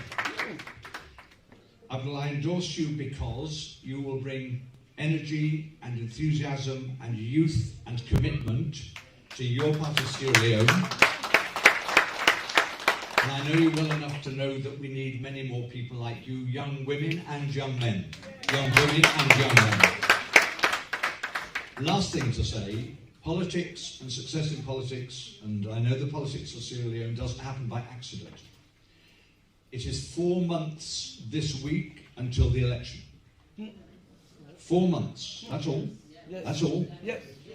There is not a day to be lost. There is not a day to be lost to build support, to get endorsements, to get people to back you, both to be selected and then on the ground to do the campaigning. The more people you speak to and listen to, the more likely they are to support you. And you have to address not great idealistic things, but very practical things. The housing, the health, the water, the education, the transport. The very practical things that will make their lives different. Sierra Leone, I finish with this, has great potential. It is a country rich in assets. It has been devastated by terrible war. in our lifetimes. And some very poor government.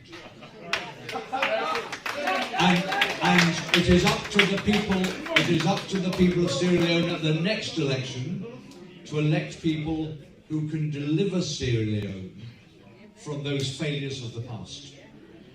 I wish you well.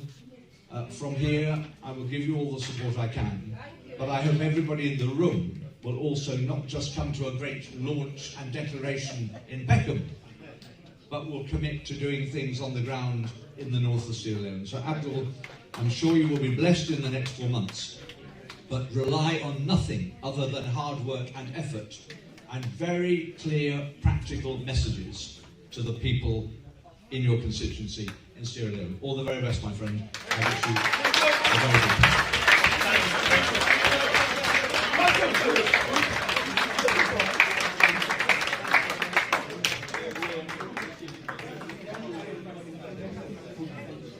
Ladies and gentlemen, by the way, his speech was part of my declaration. Trust me, it was part of my declaration. It was well orchestrated. So I want to thank everyone in this building. I want to thank the MC. Please join me, sir, Mr. Bangura. Please, sir. Thank you, sir. Ladies and gentlemen, Mr. Bangura. Thank you, Papa. Thank you, sir. Ladies and gentlemen, I present myself to you.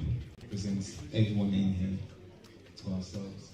I want to thank everybody for the efforts and sacrifice that you've made. I want to thank each and every woman that cooked, by the way, for me. Thank you very much for us to enjoy. Thank you very much. I am truly honored. Thank you very much, ladies and gentlemen. Ladies and gentlemen, Abdul Gbla, Aglain Pekin, Ayamba Gbla. Thank you very much. Thank you very much.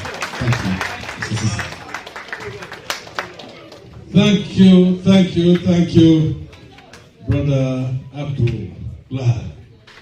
Yes, ladies and gentlemen, I think we've been led into a whole heap of experience which we will find time to consume at a second opportunity and digest properly. You know, especially that of the last speaker, Honorable Simon Hughes. For us, you're always an honorable, whether in office or not, because you're honorable, isn't it so?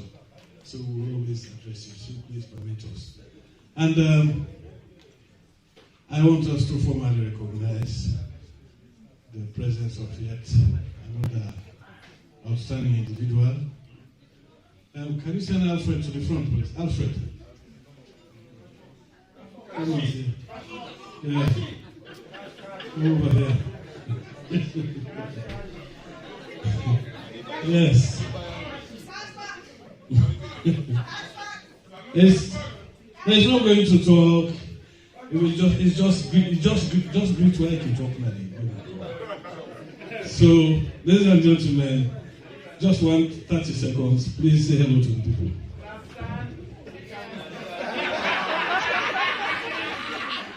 Good afternoon, good morning, and good evening. Thanks for having me. Abdul has been, I don't know how to describe him, like he called me, like being on the phone for 1 hour.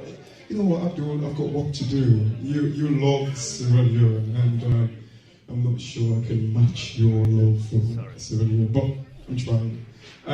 You know, I was listening to Honorable, and I love what you just said, the basic. And I think in our platform we've been talking about an acronym: where, water, electricity, agriculture, housing, and health. So, you know, I do resonate with what you just said. And I think, you know, we are blessed with regions. And I think we keep saying Sierra Leone is a poor nation. We're not. And I think it's because we depend on charity and donation, and people do not realize that that has like a ramification, a very negative ramification to our country. Because as an investor, do you really want to do business with like a beggar? No. And I think we need to get to a stage where we know ourselves. You know, people like you say, know yourself, not to cause, but a good advice. And I think we need to get to that place where we know our worth. And, I always say this, do you know the electric cars are produced from, the batteries are produced from lithium? And Congo is the highest producer of lithium, but yet still Tesla, Elon Musk, lost its position as the richest man because they couldn't produce cars. Now it's actually Bernard Arnault that is the richest man in the world. Why did Tesla not choose Congo to build a factory there? They waited until China reopened for them to kind of start producing, but yet still the lithium comes from Congo. It's a school of thought, and that tells you all about Africa. It's all about reputation. It's all about, holding up, build up like our constitution. Do not bastardize the constitution and you expect investors to go to your country. You cannot have your cake and eat it. Thank you. Thank you very much. That was great and succinct. Ladies and gentlemen, yes, I want us to recognize also the presence of a very, very handy brother, Brother Kelso, the late news fame. Yes.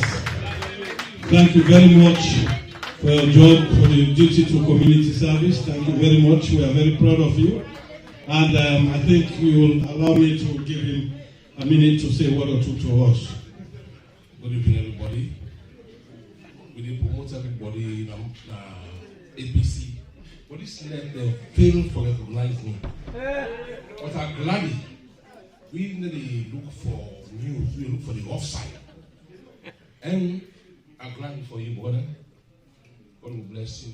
He will hear you. And you will see better news tomorrow.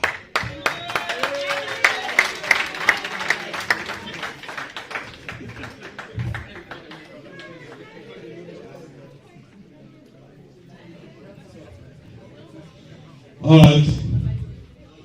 Thank you, Brother Kelso.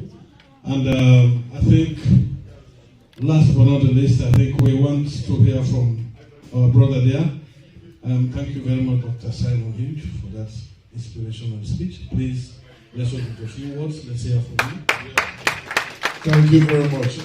As I said before when I first came, that I'm a visitor. I'm from Jamaica, so I'm getting used to hear about Sierra Leone. But the politics, I'm going to say, Abdul, there is a great deal of thing on your shoulder. And I'm sure you're going to be successful. And as Sir Simon Hugh says, there's only 4 months. So you need to get the word and get the campaigning going. You need to be in that parliament. Thank you, sir. Thank you very much. We just got one commercial announcement here in the person of Brother Abdul Gbla. I think you need to make an announcement for Sister Mariatu. Yeah? Sister Mariatu? Yes. What do we need to know about what?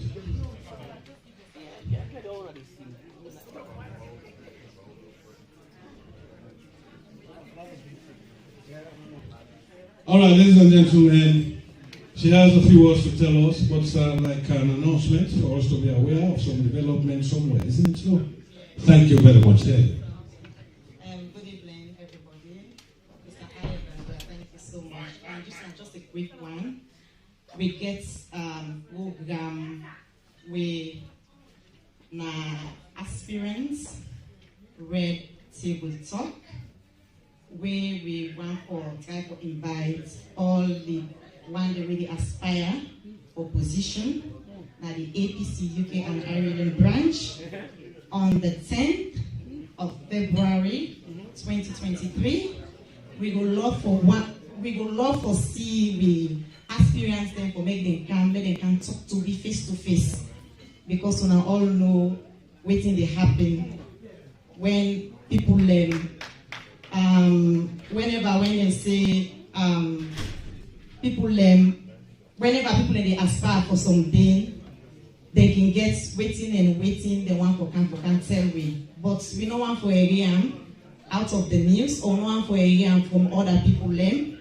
We want to make them people where they aspire for making can stand up in front of we where they vote for them, will make them tell we waiting at the aims and objective and how they want to push APC party go before and how we for win 2023 elections.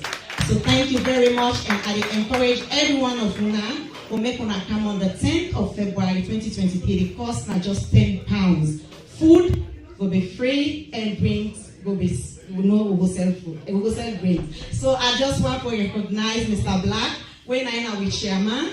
You know, they had this whole program on the 10th, and the place will be in a hall. I believe so everybody knows Mr. Black in hall there. But on our left for Siam, na social media, the flyers they go around. So whosoever is interested, please on can support on our candidates and listen to them. Thank you. Thank you very much, Mr. Maria. Our last and final announcement is from our brother Khalid Kamara. Can you please come forward? Please forgive us, ladies and gentlemen, this is internal stuff. APC business, now all my business. Good evening, everyone. Hawaii. I know we are all geared up for APC for come back to power 2023. But the process, now connection, cooperation, collaboration. So this time around, the Midlands, then they invite you all to a wonderful occasion, a fundraising. Do ya. If you so love APC, you want to come back to power. You want to free people from the suffering where they go on. This is the time we commit yourself to wait till they make people come back to power. And that's fun. So we need that. So I will call on you all for we go to Birmingham on the 18th of February. There will be a grand welcoming for we all. So gentlemen and ladies, I am the potential district APC organizing secretary. So this is me, yeah? Thank you very much, Brother Khalid Kamara. So I think that concludes the formal part of this evening's proceedings. And as usual, we are going to sing the APC victory song. Then the DJ will take us to Planet 9 musically. Those of us who can dance with 2 legs, 3 legs, who manage. You know, at least for the benefit of the viewers. I've just learned now at this 11th hour that the business is live. I don't know what I'm going to do with that. I was asking you to delete from everyone. I don't know if it's possible. Yeah? Okay. So please, we sing from our hearts. I will pitch the song, and then we will follow that note, those of us who can afford it. Okay, so can we please be upstanding to sing the APC victory song? And we will use this pitch. La la la la la la. Okay, we'll go with the DJ.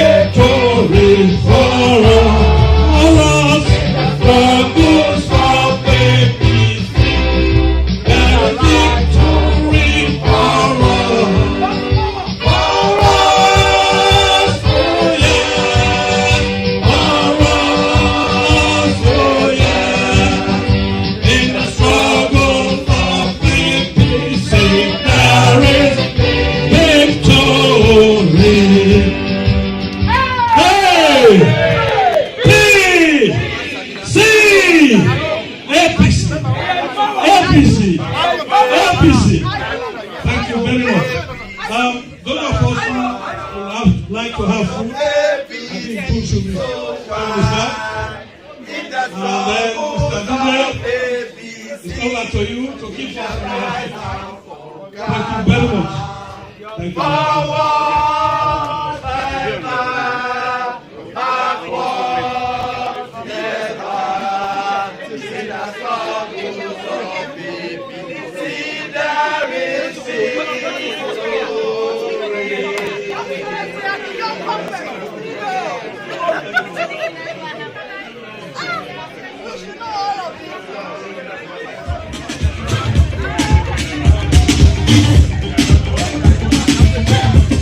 Ladies and gentlemen, take the floor, please.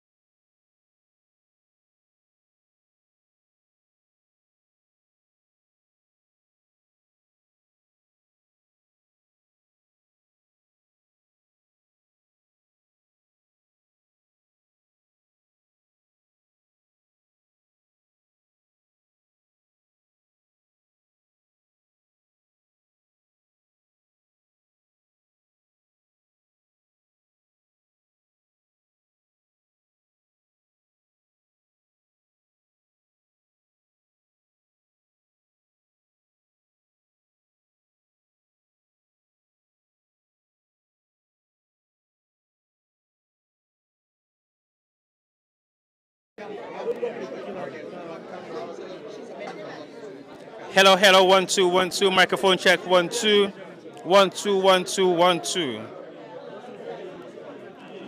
Hello, mic check 1 2 1 2. Welcome, guys. Welcome once more.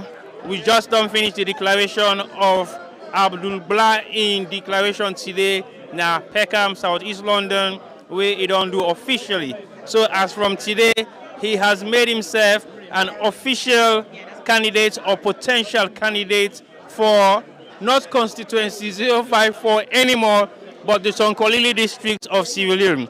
So I want to ask him a few questions for wrap up today's program. Mr. Black, you've done your declaration, and I feel say your declaration is something that everybody came on board and support you on it.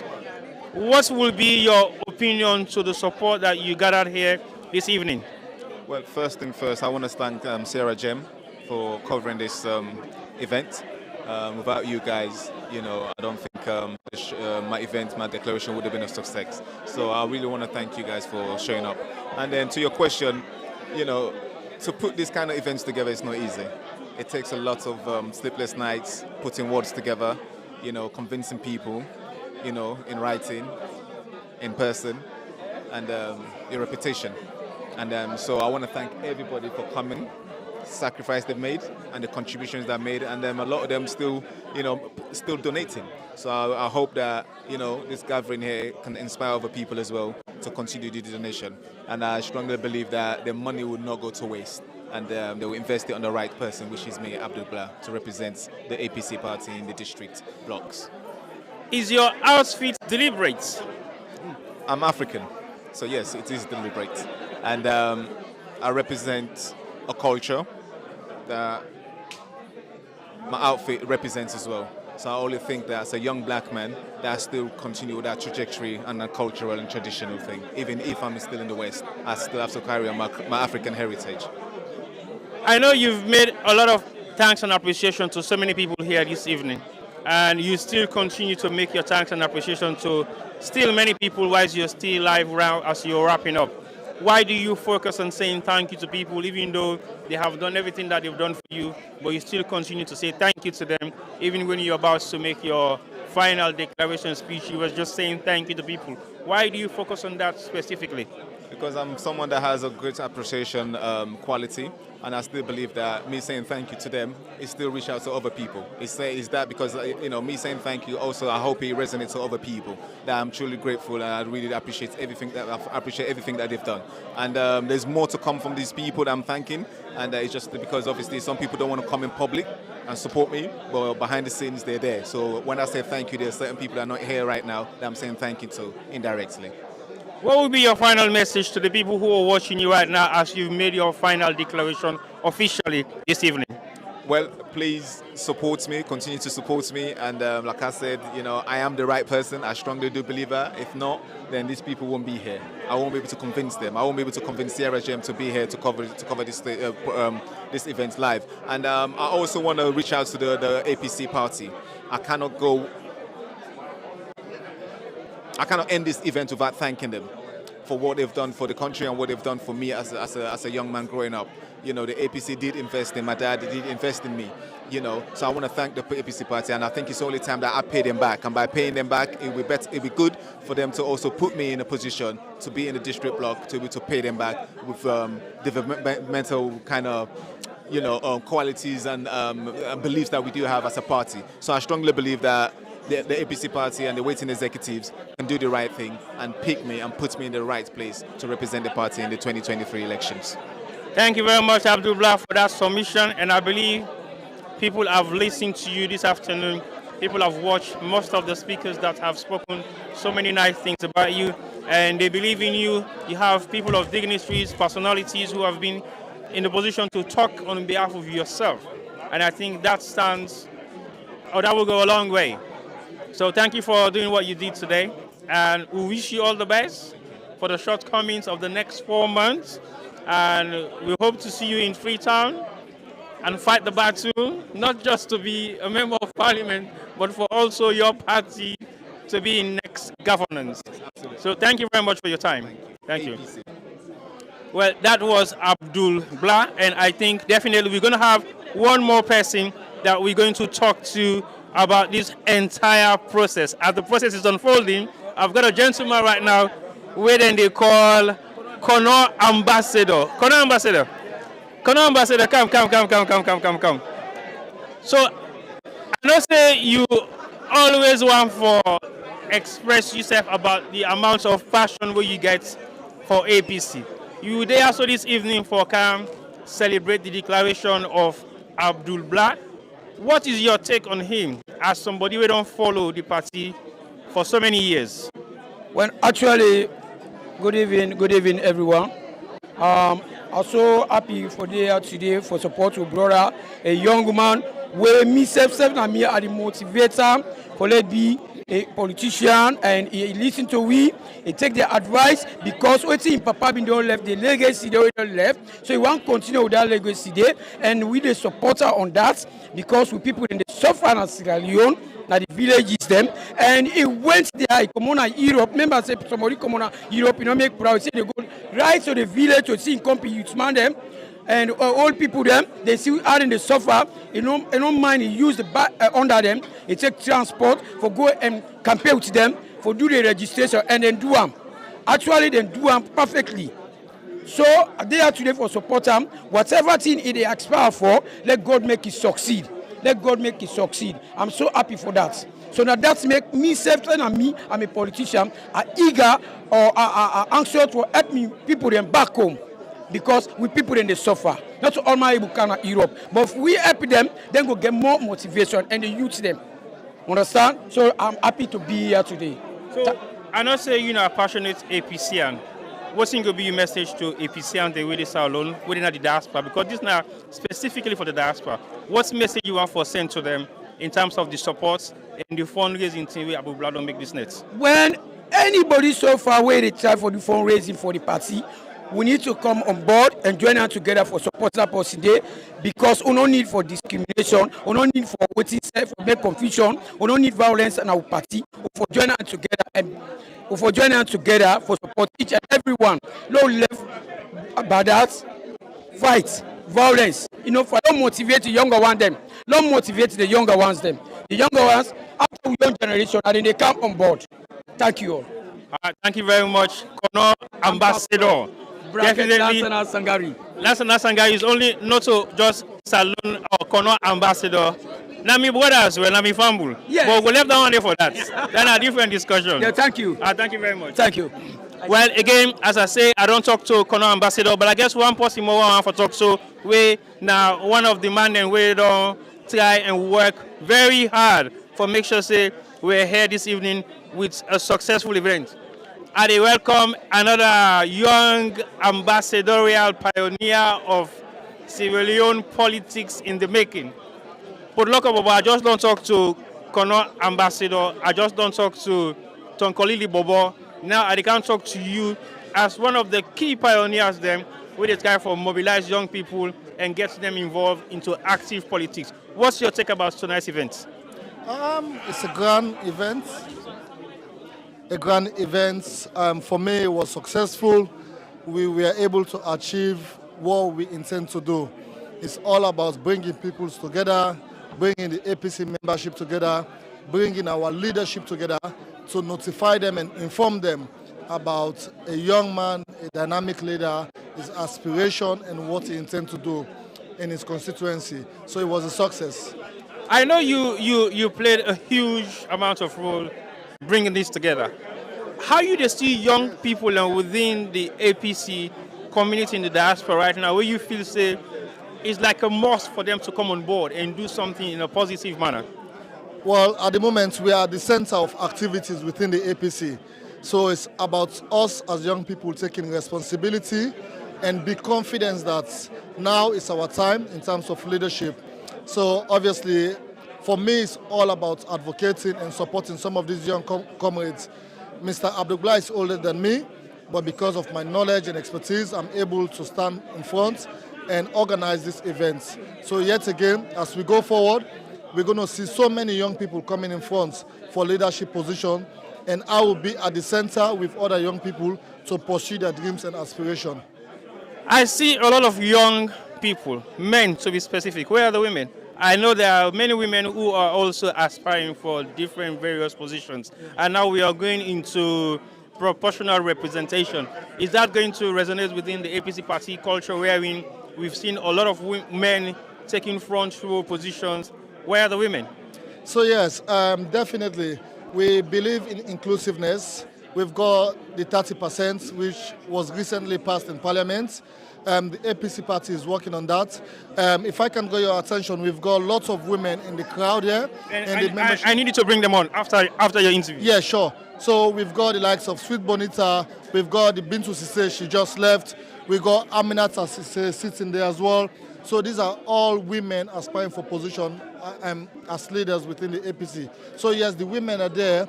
All we need to do is for us as men to encourage these women to come forward and speak up in some of these events so that they can boost their confidence. So are you actually trying to push not just the male agenda, but also female agenda? How is the party galvanizing around that sort of concept that you guys are trying to motivate yourself on? Yeah, like I said, we've always believed in women empowerment because they are the backbone in terms of supporting the political party. So let's forget about what has happened in the past, where women would take a seat, probably in the kitchen, providing meals, providing drinks. Now they are at the center. So what we're trying to do now is identify capable and competent women so that at least they can come forward for leadership position. So we're going to continue doing that. Yeah, the UK and Ireland branch, we've seen men aspiring for position. We've seen women. An example of a competent woman that came recently for a position was Salma Ba. Yeah, she's aspiring for the chairmanship position in UK. We've got Sweet Bonita. She's also aspiring for the deputy chair in London chapter. So there's lots of women. We've got Fetia. She's aspiring for the organizing secretary in London Constituency. So there are lots of women, competent women aspiring for position. Thank you very much, Potloka Bobo. I believe you are possibly going to be the pioneer of bringing youth into active politics within the diaspora. I know say the diaspora does not get a huge amount of bad name with the sky for cleanup. Not just for a specific political party, but diaspora is getting involved in active politics in Sierra Leone. What's going to be your message to the diaspora youth or people that really come up from the diaspora where they aspire for to become politicians in Sierra Leone? Thank you. So obviously, as you guys know as well, I'm aspiring for a position in the diaspora as young Congress leader. So at the moment, what I'm trying to do is to mobilize the young people in the diaspora, because our main responsibility is to mobilize young people in the diaspora and to raise substantial amounts of funds for the APC party.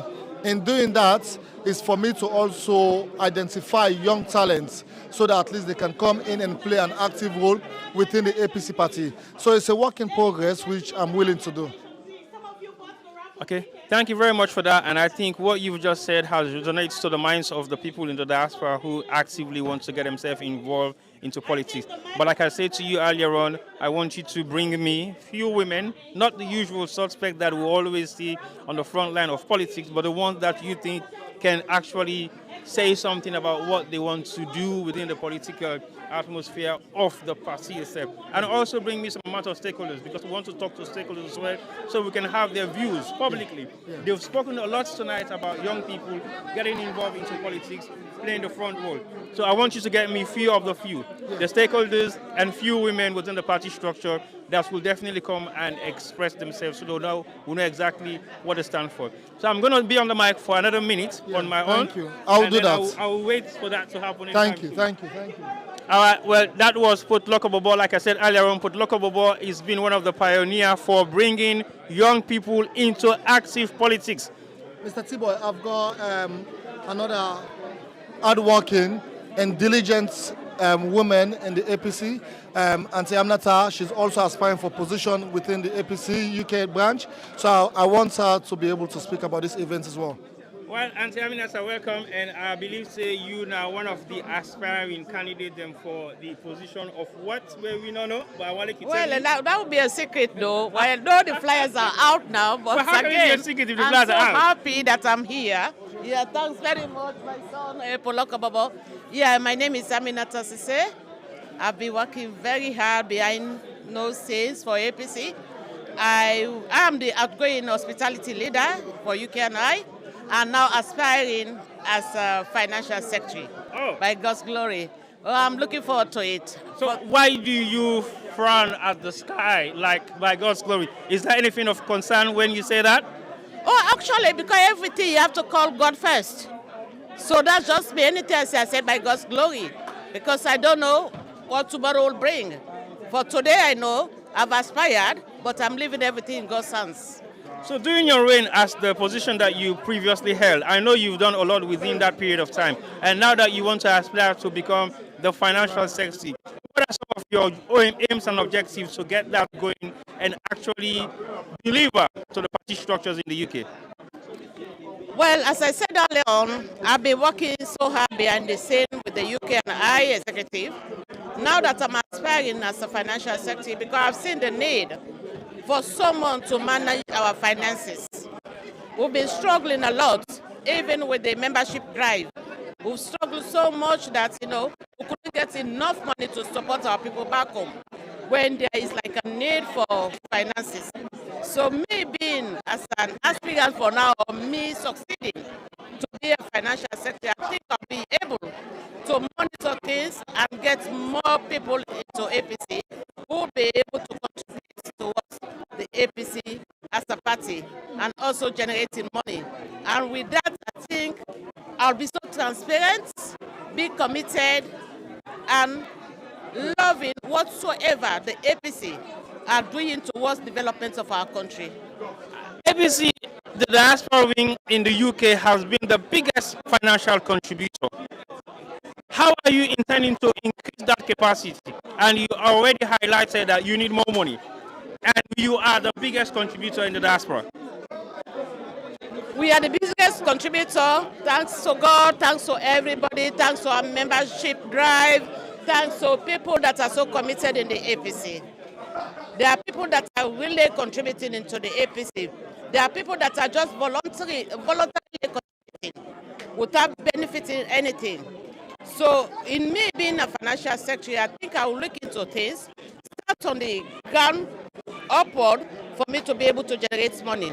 By that I mean, we'll be going for fundraising, we'll be going for more membership drive, encouraging people to join APC and also contributing their contribution or maybe subscription to the APC party.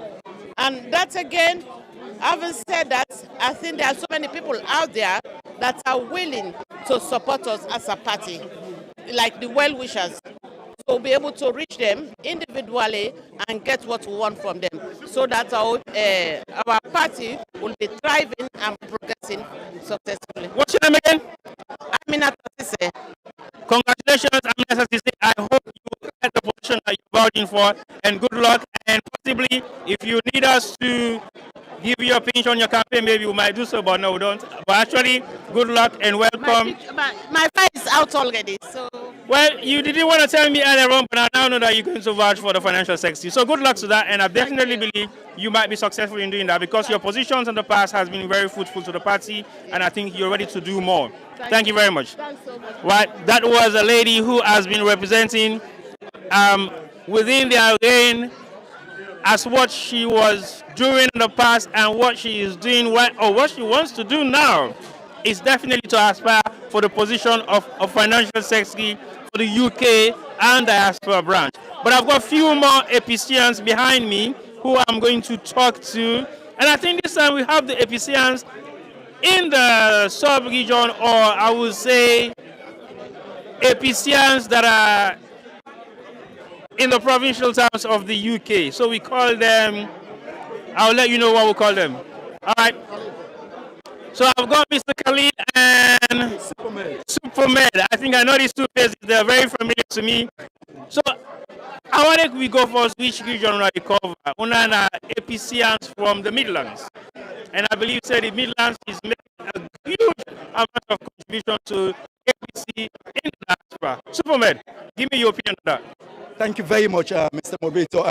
First of all, I want to say me na APC for the diaspora region. I'm an aspirant for the chairmanship APC diaspora region, and I'm saying APC we're blessed to have people like Abdul Gbla and so many fine people like Khalid And I believe with the determination, dedication, commitment, APC would deliver for Sierra Leone. This time around, APC is ready to take back the onus of power because we've seen what the current administration is doing. And I mean, we don't need to say a lot about it anymore because the whole of Sierra Leone has seen. What about some of us that are in the diaspora that haven't seen nothing? Okay, good. I mean, well, probably even if you haven't seen anything, but you have Sierra Leonean relatives back home that you're communicating with. Look at the Leones. The Leones is right down to the gutter, I'm afraid to say so. And everybody in Sierra Leone, east, west, north and south, will tell you that Sierra Leone is experiencing a dire economic situation that is unprecedented. It's never happened in the history of Sierra Leone. We've got inflation of over 200-300% on basic commodities. How can that be sustainable for any society, despite a society like Sierra Leone? You know, so all of these things, the issues are numerous. But like I said, I believe with the dedication, the young people, the determination, and the job you guys are doing, sensitizing the people, we are going to make sure this particular government is voted out in just about 4 months' time. So we're going to explain it to the people, just like the Right Honorable Simon you said earlier on. We're going to explain it to the people clearly. It is not about big jargons. No, we're going to say, listen, how your life be done day? Yes, compared to what you life day now. You know, things like that. I mean, people, what about the well-body business and the country? What about the bread and butter business and the country? These are the main points we're going to communicate with the people, sensitize the people, and make sure the people vote for the party, which is the APC party, that could deliver that country. We've got a track record. We've done it before, and we can do it again. All right, thank you very much. I'm Supermed. Mr. Khalil, I know say... Nice meeting you, Timor, the great man. I know say you know me. I know say, you know, for quite sure, since I get to know you, I know you're a patriot. I know you're somebody who builds relationship. So going forward, our campaign so far is about building relationship so that all of us, in a cohesion, we can now dictate the affairs of the government. So what about the relationship that we already done broken? How not time for rebuild that relationship then? That you should expect. You know, wherever you are living in a family, different directions but the same destinations. Okay. For us, they're not broken. We support him. Yeah, for us, they're not broken. All what we know is people moving in different directions but heading for one destination. That difference is what we have to accept. And what we're going to promote, we're going to let people understand it's possible. It's diversity. We have to accept that. Yeah? Okay. So it's nothing like broken the system. No. It's not broken the system. All right. I know you are specifically coming from the Midlands. And which part of the Midlands are you going to talk about today? No, not really. I've got relatives in the Midlands. I've been visiting them, but I'm in central London. Oh, you are now in London? Yes, I'm in central Because London. I know for sure you have disappeared in London for some time. I haven't seen you for like years. No, that has to do with my job nature. Okay. Yeah. So I travel so far and wide. Okay. That's the reason why. But what I'm trying to tell you, as an APC diehard supporter, committed and loyal, I believe in connections. You know, I certainly believe when we all come together, we can lift up things easily. And that's exactly what we're coming to do. I'm vying in for APC District Organizing Secretary. I'm really confused about the dispensation of this new APC in the diaspora. The regions, the different sectors, the diaspora, the Midlands, the new chapter in the UK. I am totally confused. I still haven't been able to get my head around it. Let me use this opportunity, please, to define the hierarchy, how it goes. It's lower to up. First, we have chapters, which are just a region's area, and these chapters within the UK or within the APC UK, we have chapters from the regions coming back to the London. London now has got a chapter. Then the entire APC UKI should have an executive, and that is the district. And those districts, after which now you go to the diaspora, that's the entire global. That's the global APC. So that's how it goes. You vote from down, going up. So I am in the middle. As a district, going to vote for the diaspora, but I'm expecting the Londoners to vote me in. But having been that kind of individual that builds so much relationship with so many people, I'm well confident because I've served, I've delivered, And for sure, people know the kind of energy I have and the love I have for APC. So eventually, I stand to be corrected, but everyone can attest that I've been one of the best organizers in the APC. All right, thank you very much, Khalil. I will hold you to that, but not now. Sometime soon, for sure. But I believe in you. I've known you for quite some time, and I believe definitely whatever you put your hands on, you succeed in it. But politics is a different game. I haven't seen you perform yet in politics. That's what I'm saying. I'm going to hold you to your word because I haven't been able to see you in politics, playing the game as it should be. It's fun if you ask the entire team here. Hold on. Don't worry. The fact the chairman, the Diaspora chairman, Conchester, is telling you that he's happy to see somebody like us. He's happy to see somebody like us, Khalid. He mentioned my name. Yes, he did. That's to tell you I've been actively involved in everything that has been done. I'm not disputing that. that. You're not saying me, meaning you're not following up.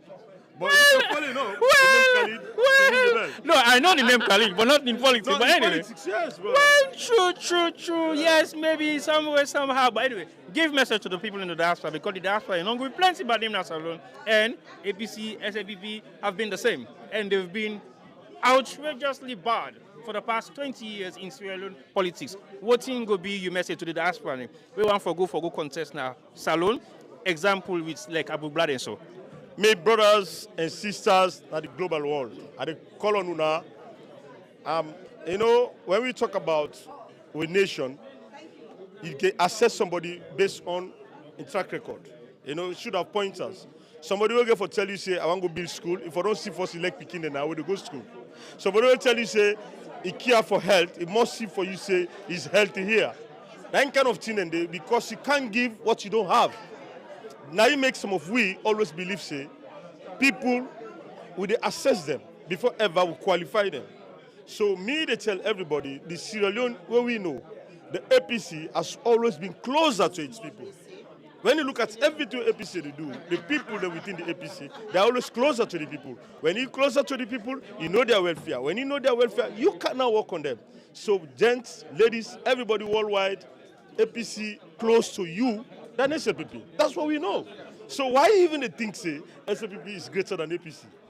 That's no question. Somebody is closer to you, knows your problem, and you can help. So that's the reason why we call on the entire world to go back to the basics. APC 90 for Sierra Leoneans is development. Now we, the lead that nation for development. The hardship should be stopped only when we all come together and we work as a team. And we, very close to UNA, we work with UNA easily. Thank you very much, Khalid, for that submission. I believe, say, I hold you for a word and I believe and trust in your word. Thank you very much. But I can look for one other young gentleman who also don't work a lot. When I'm Mr. Mohamed Sisse, when I call the name Sisse, when I say, Mohamed Sisse, I begin look around for begin and say, oh, no, this Mohamed Sisse. Well, I don't know, but I better look at somebody else when I'm Mohamed Sisse. But guess what? I have the man himself when Dr. Mohamed Sisse. Am I correct? Yes, yeah. I know, say, I listened to your message that was short, precise, and it geared directly towards young people within our community. And I believe, say, most of you emphasis on the fact that you want young people to participate. You also want young people to encourage young people as well to be part of the discussion, to be part of the high table, to be part of the representation. Why make that is primarily your focus? Well, I believe, say, the development of any nation rests on the shoulders of the youth. And I believe, say, any nation will not focus on developing their youth will never get anywhere. And the same with women. But obviously, I believe, say, they're full of the enthusiasm. Now then they bring the social change where we need. Now then are the social actors for ensuring that we implement all we plans and policies where we they dream of. Without the enthusiasm, without the energy, I don't think say any nation will get anywhere. And if you look at the bulk of the population, the worldwide as well as we in country in particular, the bulk of it is made up of youth. And if you see, unemployment is rife, drug use is rife. So essentially, almost I can say, we're not there too far away from social instability at all. And that is because we haven't looked after the youth. If we looked after the youth, I'm sure we will get peace and stability and less risks in our environment. So that's why I think we focus on the youth. I don't say that's a very strong message, but I believe also say over the past 10 to 15 years, Owan Council make a great example. Say, I remember the day where Abu Anfogo aspired for become a member of parliament. They said to me, you know, Bogo is first. And now coming from you, this is now like a 5 years after Owan Council enforced declaration where you're able to forget the symbol just because he was a younger person then. What has changed that concept over the past 5 years coming to now? Even though we realize, say, huge amounts of young people and we don't get positions in authority have actually abused it as well. Not just because they haven't been given them the opportunity to, but they've been given the opportunity and they have abused it. So why you feel say this is the right time to bring in still the youth then where you believe say we're able to deliver at this particular time? Well, as with every case, with every cadre in our society, all age groups, you get the one them we understand the message, we're enthusiastic for do things, but also you get a few as well where they derail the whole process. But are not for put way off at all. I think say there's a lot more awareness in society these days that politics not do anything bad. Essentially, not just the vehicle through which we're able to deliver the changes we need. Not to say they look for very big things. Everybody just they look for the basics. Somebody just mentioned, say, as basic as good roads, electricity, good schools, good healthcare. And I think, say, the message they come in now, say, politics not a bad thing. Now something, it just, for me, now simply, it means, say, now through amigo easily affect change. And are just a way for change society, for development, if we want to look at it in a positive way. So the message is going out. A lot of awareness in society, and we pay a lot of respect to them. We big people, maybe politicians, where they embrace the youth these days. We understand, say that is the way to go, because they know say they're not going for last day forever, and you have to start grooming people, teach them what to do, and then they are ready. So that is why I think say there's a lot of awareness lately. That's what is happening.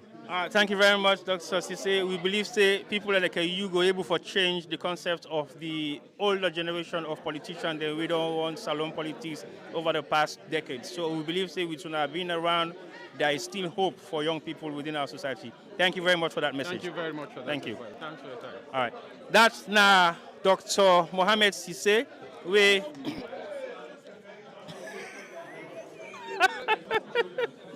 That's Dr. Mohamed Sise. We don't just give you the message on youth. But guess what? I guess one other young man we not so youth but a youth, but he can balance in youthfulness because he believes say in youthfulness not get nothing for do with in young self right now.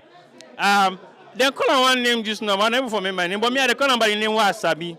Box. Mr. Box. Mr. Box, I mean, like, you know, they hear me, but I still call him, make it calm, and make it can talk to me, whether he like it or not. Well, whether you like it or not, you are in front of me camera now, and definitely, even if you don't want to take an interview, I will hold you by the side and say, Cashbox, welcome. You are here today for Congress Abdul Gbla in declaration.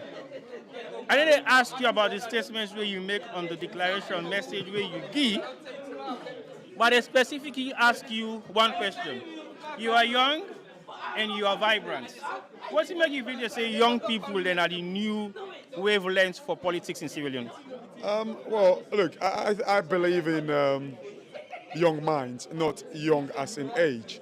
And I think we forget to a place where the young people and know which they affects them, and the youths them the people that will be affected most, especially in Africa. So I think maybe because of their experience, because of waiting that they go through, surely they will able kind of like relate with the masses, the suffering masses, and you know, and as I say, it's not about the age, it's about the mindset. As long as you're young in mind, I mean, we can do great things. And I believe, say, you know, for far too long, the youths, they don't be, you know, like politicians, they use them and say, oh, like, you know, the young one, and we need to promote them and all into the neighbor. How realistic are they in terms of like fulfilling their promises to the youth? So I think we forget to this place where as long as the youths then know, say, then go look, because again, we've seen youths then in politics, but what can they really do for change the dynamics? That is not just like the question I want to ask. You say we've already have a huge amount of youth representation than the previous government. Even as we speak right now, we still have a huge amount of youth representation than this current government. Absolutely. What is the trust? Well, I think that's the $1 million question, isn't it? Like, I think the problem with, since me personally go say, is the fact that, you know, I think in the youth man them they allow for, you know, for make the old guns them intrude into and then change their mindset. And I think for me that's the problem, because I mean, within the APC, you know, I know you people in the talk, so you know they follow structure. And what is that structure? Is it like the old mentality of the party, or is it like the structure for move, you know, like the country forward? So I think that's the problem, because the youth man them, if they're not bootlick the old ways of doing things, they would not succeed. That's now one of your assumption of the problem, basically, where you then they face in terms of politics in Sierra Leone. What thing you feel to say will be the solution on your side, thinking, okay, we need to find a way forward. As young people within politics, what do we need to do? What sort of mentality or ideology we for involve ourselves in when it comes to frontline politics? Well, I think we firstly we need for know we right. I think we need for give power to the people. Let them be accountable to the people. And I think now that's with the miss hugely, because the people not even understand waiting that they're right as citizens. And I think because of that, you know, people still believe, you know, in the idea of like, you know, make them kind of like give them one bag race. You know, the youth man them don't be so, you know, like they don't kind of like name them like I said and get prize. So now they're the one bag race youth man. Well, I think the system don't make them. I don't want to say that, you know, like they're willingly they do them. It's because of our society don't turn them. Because if you don't get a job, I mean, you and I, we're lucky. We're in our society, raising them, we can go do a like job and able to provide. The least job here will make you provide for your family. But think about the guys out there. The opportunities are not there for make them kind of like go out there and go find work. But I think the struggle is we need for kind of like empower the people, let like the country, let we create opportunities so people can get like the independence of mind, because I don't think we youth man them really and truly independent when it comes to the like their thinking process. But anyway. All right, well, thank you very much, Cashbox. I know say today not just on youth participation, look, we focus on, because that's one of the main agenda I have right now. Final message to the youth in politics, in the diaspora, because we people from the diaspora, we don't get plenty by name now alone. Like I said earlier on both sides of the political realm, we've been given opportunities, we've abused those opportunities, but we still cry foul, say they need to employ you, they need to give you enough facilities. What's going to be a message to the youth in the diaspora who want for actively involved in Salone politics? Well, I think, like as I say earlier, I think it's all about let them know waiting they want. May they know about the country. May they know waiting Salone made up of. Because they continue to tell them, say, Salone poor. You know, we're not, donor-driven nation. But it is our choice. It's not. It's by choice. It's not waiting we choose. And because they don't make them believe this way, they just feel say when then they kind of like eats the beef, then give it the bone. We don't actually understand and know say there are bigger fishes in the pond. And until the youths them understand what in Salone made up of, we go always ask for less because we don't realistically know. So I think it's all about awareness. That's what I would say. Thank you very much, Cashbox, and I hope definitely we will meet again for another different form of discussion. We get for do with Salone. Cashbox. And Salone what? Salon Finance. You know, say now you earn I'm not sure. I'll do my best. The only thing, like, I think we all need to play with your own part in a diverse way. You know, like, and often say,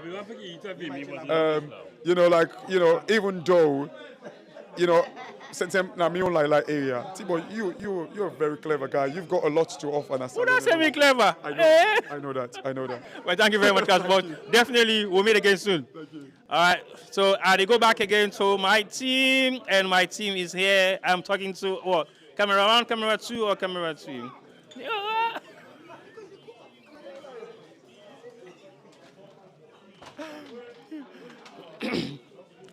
All right, welcome back, guys. Again, like I said earlier on, we're here.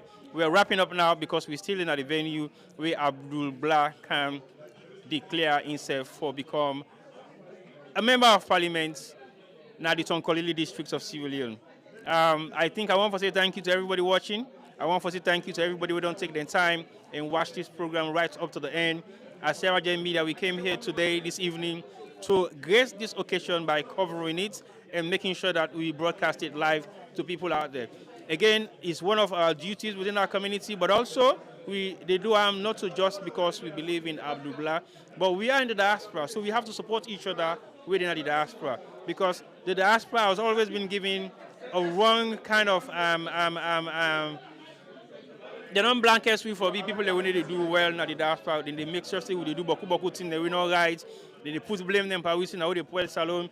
At some point, it is true, because we don't get plenty people from the diaspora, we don't go represent the diaspora. We don't get positions then. We don't be ministers. We don't be head of parastatals then. We don't run plenty ministries them in Sierra Leone. But still, we're able to give accounts of what we do.